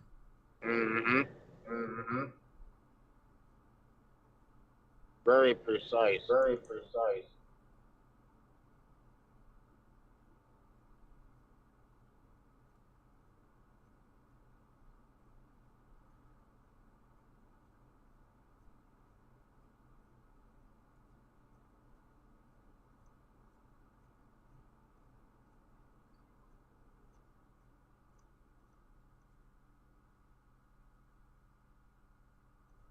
No, I'm finding a bunch of kit cars.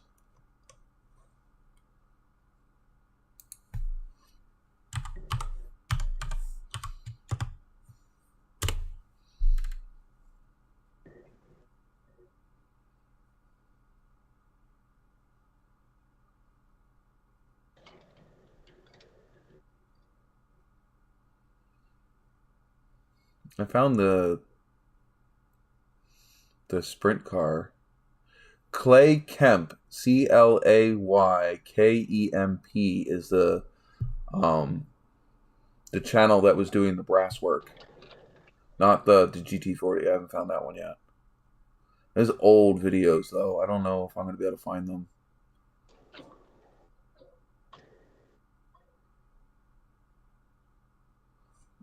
Brass Caterpillar.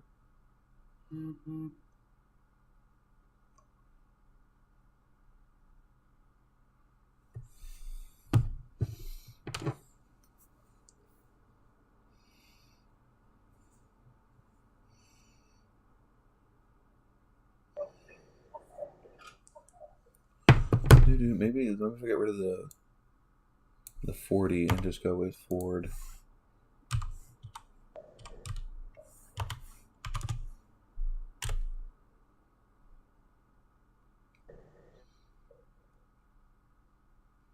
I might have to get back to you guys on that one. I don't want to spend forever trying to find it.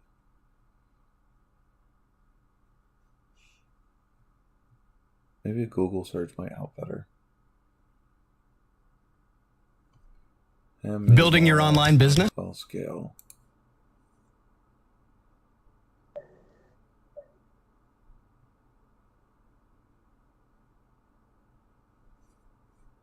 Skip ad.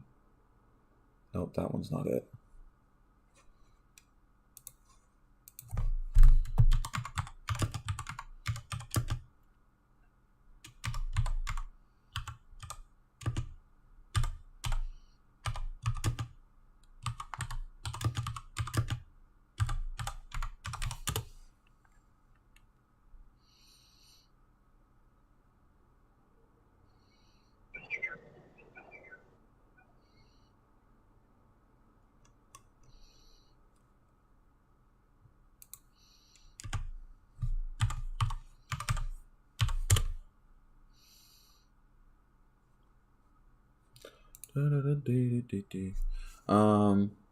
You need to start to look at. Need to do time to do everything. That would be cool.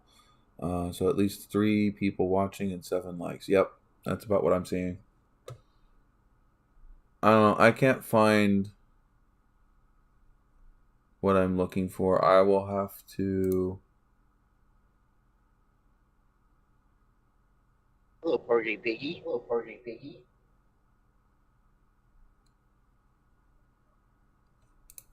Ain't seen no misbehaving big trucks. You can go back to the barracks.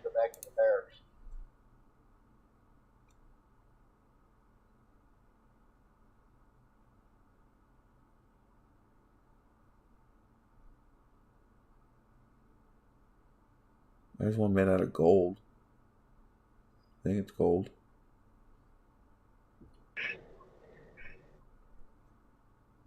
Yeah, not what I was looking for. I don't know. I will do some digging and I will find it. I will make it my mission. I will post it on the community board when I find it. This one that I'm looking at that I came across, which isn't the right one, is made out of.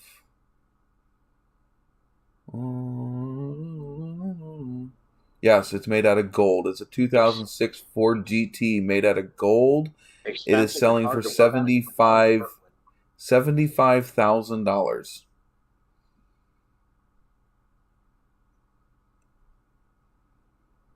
I mean, and it's not like it's a cheaply done model. It's highly detailed.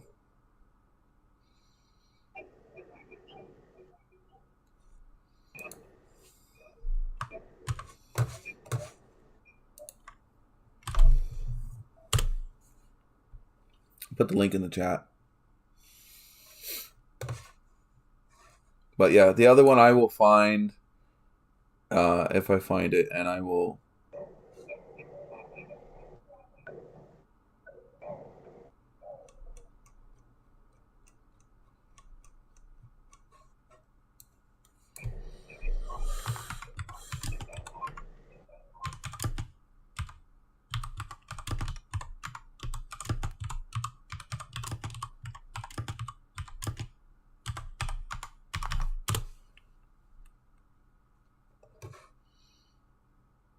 If I find it, I'll share it to the community tab. I'll let people know. You would think with internet the way it is, it'd be easy to find anything anymore. But it just seems like it's even harder to find stuff that what you're looking for because Only search engines.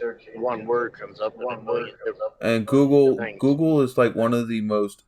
Google's the most used search engine, but it's also one of the most worst search engines. Because everything is algorithm based instead of actually what you're looking for. It shows you things that you think you're looking for. It's why I tend to use things like DuckDuckGo. Or because other ones are kind of gone.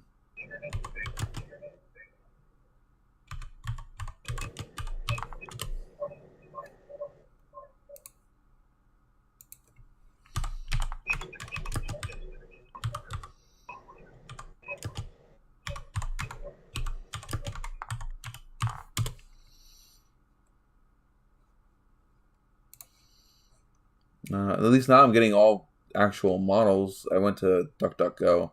It's mainly trains, though.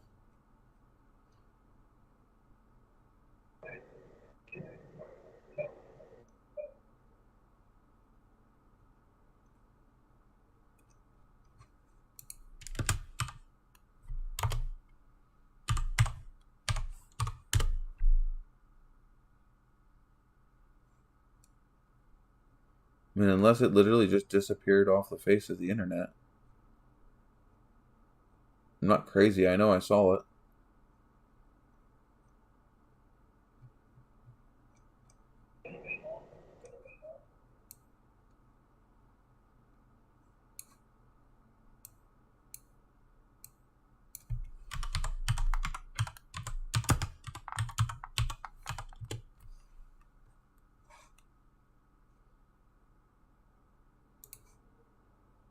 You know what I think it was? I think it was in a one of the Scale Auto magazines that I watch. I mean that I had. Dang. Oh, okay. No, nothing new.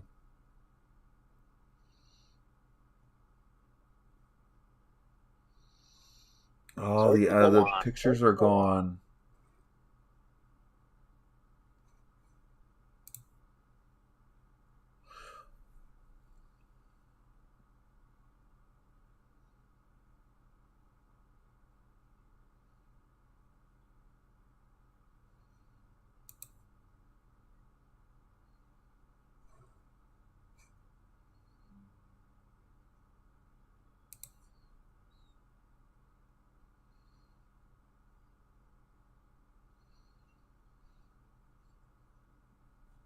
wonder if he posted it anywhere else.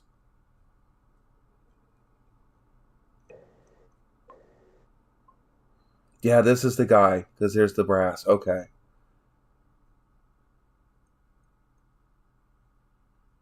Wonder if he posted it anywhere else. Like you said, proverbial needle in a haystack. I found it, though.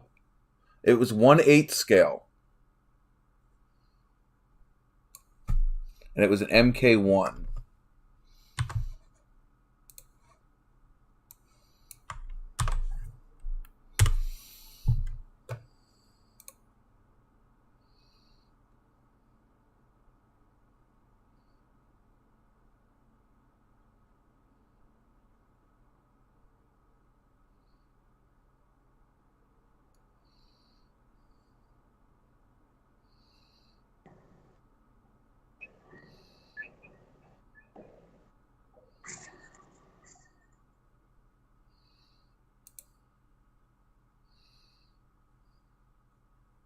Damn.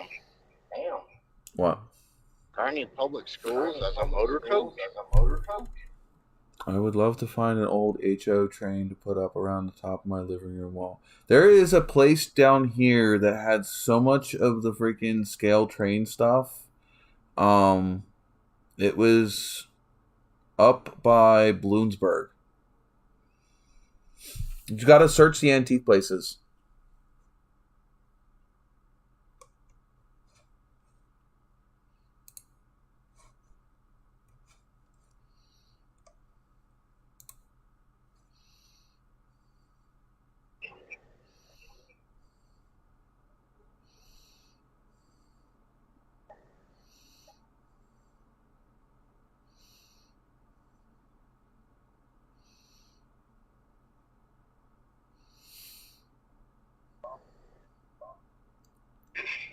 I might just have to go back and link that page that I found it on. Yeah, because when I go to Google, I can't find it.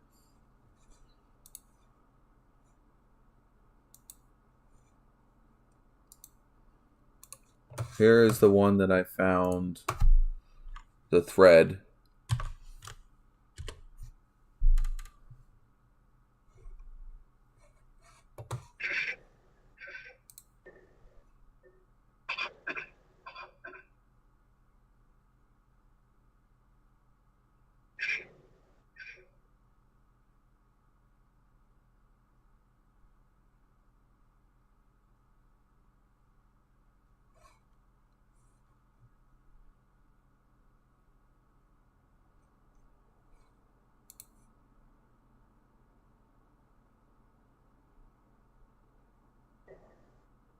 Yeah, this was all the way back in 2014.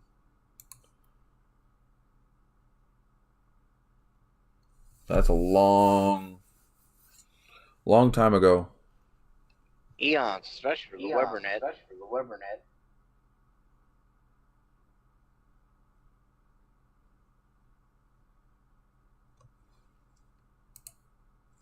Oh, Mr. Chicken Truck.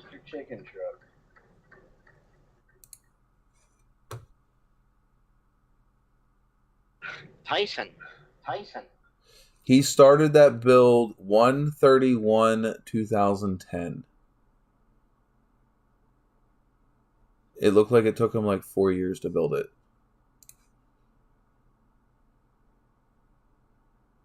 Have you worked on it every week, or how often you worked on it? I don't know.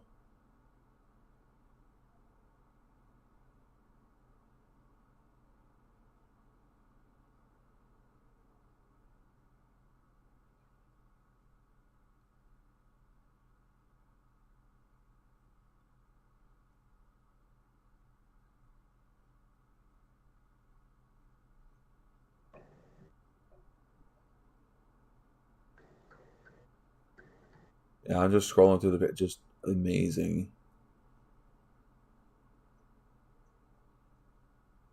Huge detail makes you wonder what kind of tools or materials he had to work with to do it. Don't know. I mean, I can. Oh, geez, look at the transmission. Some of it's cast. Which means he had to make a mold for it. Some of it's literally scratch built. Like I said, I sent the link in the chat. I don't know if you want me to send you that link to your Facebook or not. You can if you want to. It just sucks. I wish I knew where there was an actual, like, more modern medium for it to find it.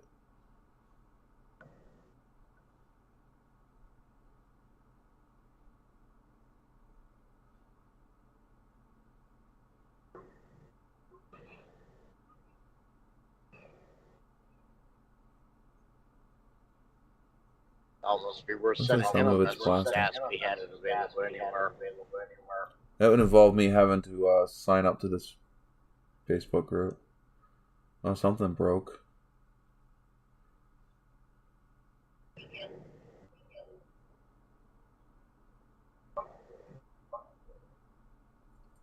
Ooh, a Daytona Coupe. I think I like the Daytona Coupes more than I like the GT40s, though.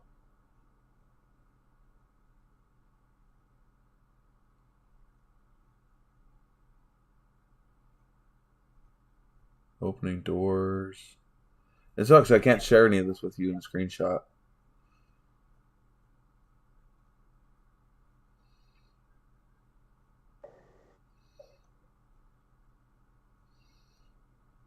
It looks like it's using fiberglass, brass.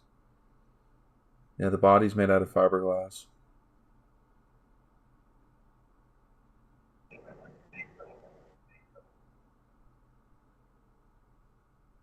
Working door latches.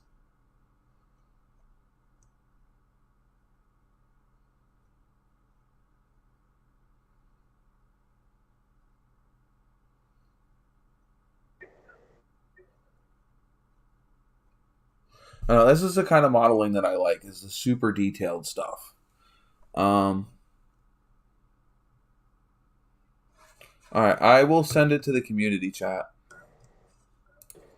The community, NOVAtazz community. By the way, if you guys come across stuff that you like that isn't necessarily my channel, you're more than welcome to share it there too. If you find something cool that you think other people will like. That's kind of the whole point, is to create a discussion.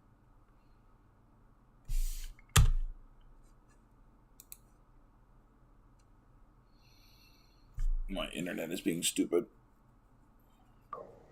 Or at least this site is.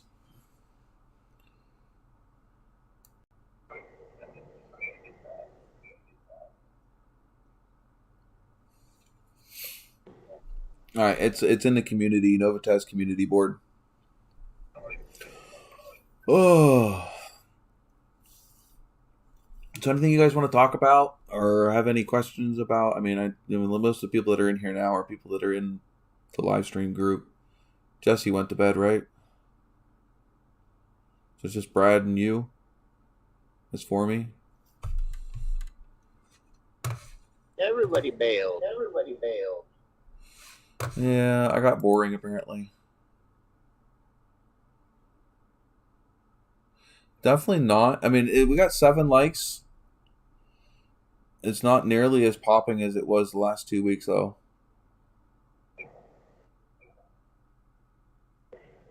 Yeah, I was.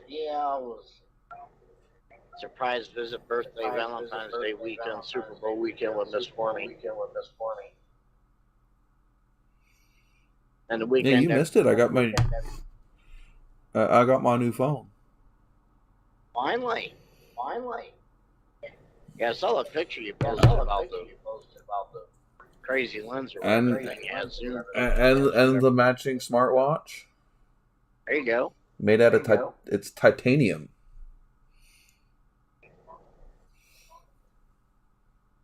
So I can't beat it up. Yeah, the regular. I didn't say that. Huh? I wouldn't necessarily say that. Well, it's titanium with a the normal watch face. Brain is failing me. The crystal glass. It's not glass. It's got a crystal front. What do they make the front of watches out of? Gorilla Glass. No. That's a phone thing. An actual watch thing. Schwartz. No, I'll go look it up.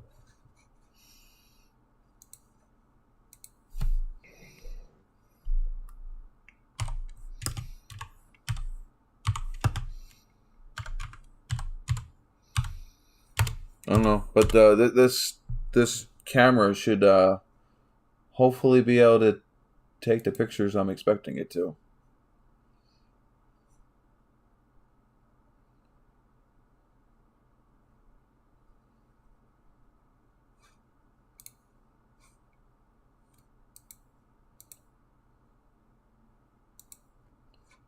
It is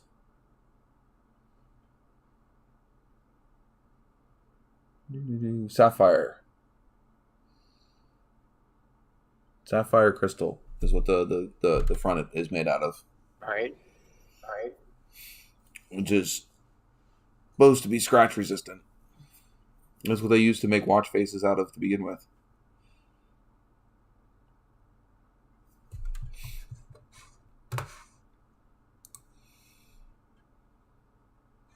So do you like this truck or not, Pretty, as a first truck?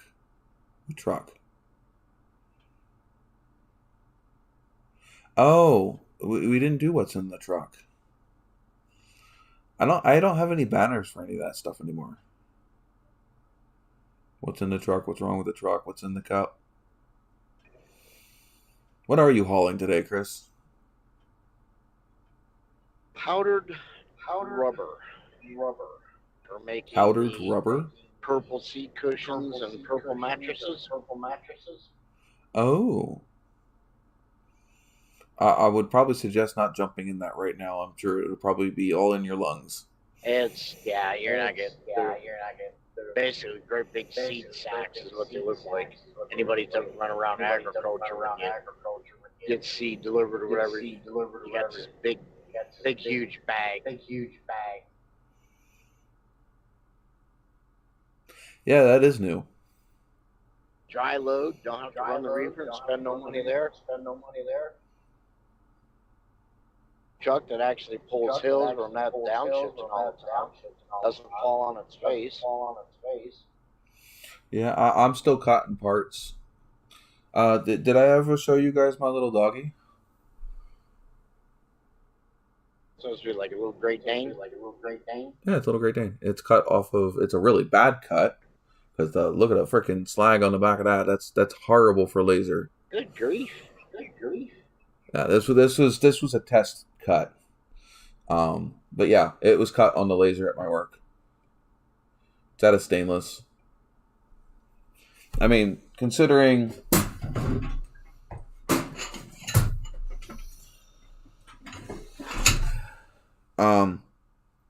that's the backside of most of our cuts. Yeah. This is the sill plate. This is the bottom of the back door.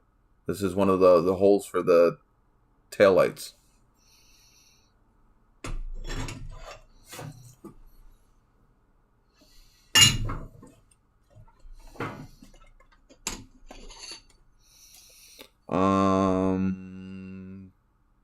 These are access holes for reaching up and maneuvering wiring inside of the front kingpin plate.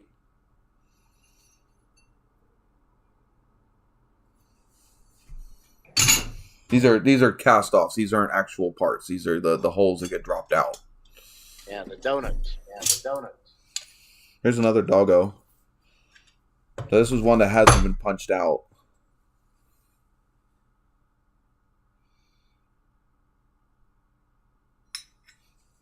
And then the backside.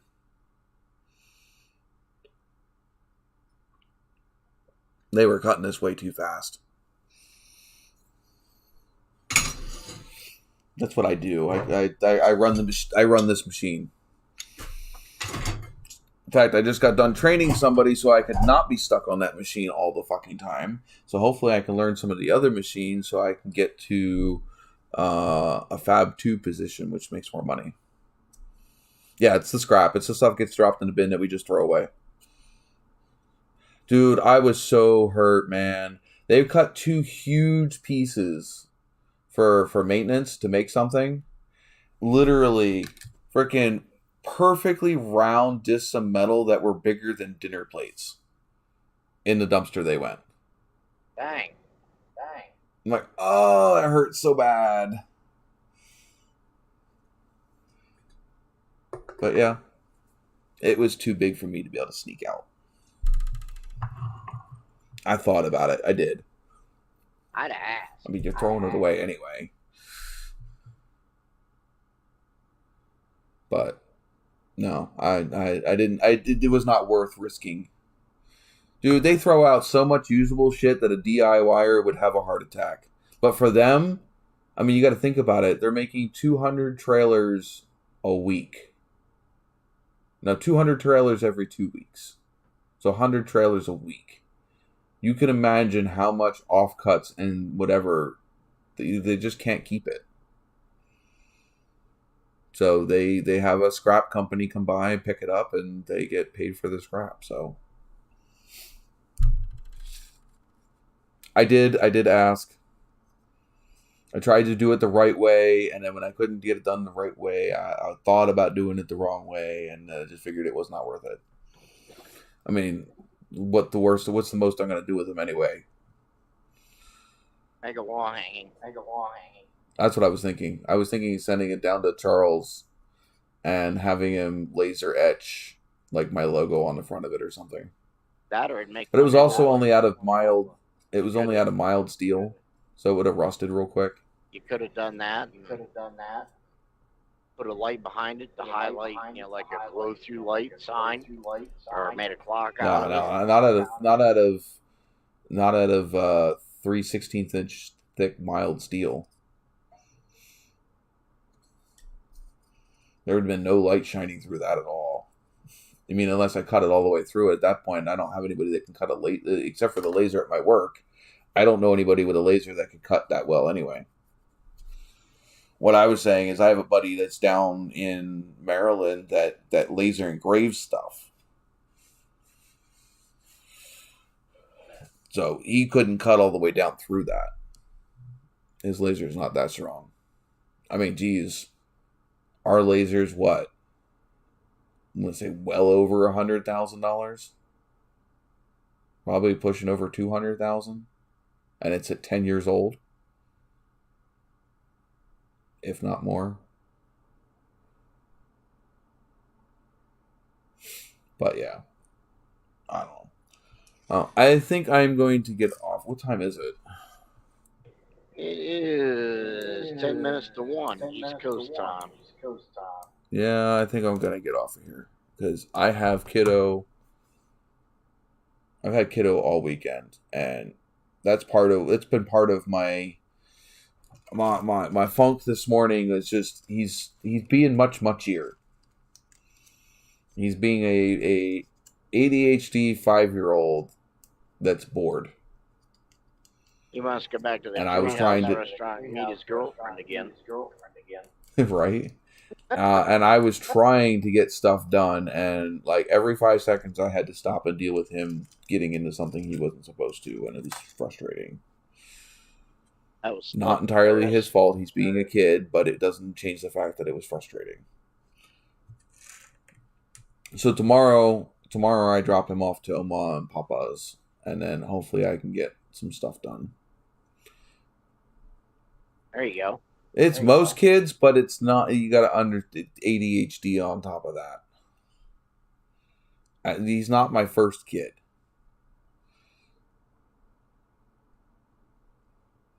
But yeah. But I was also dealing with my own stuff today on top of that, so. It happens. When you need a mental health day and your kid is on extra special.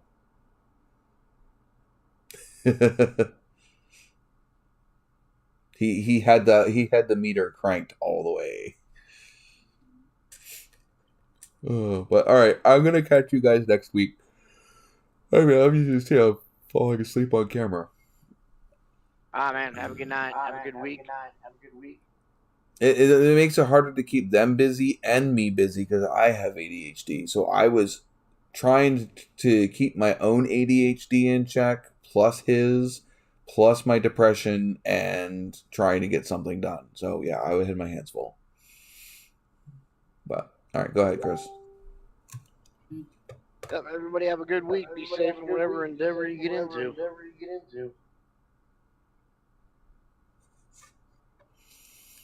All right, catch you guys next week.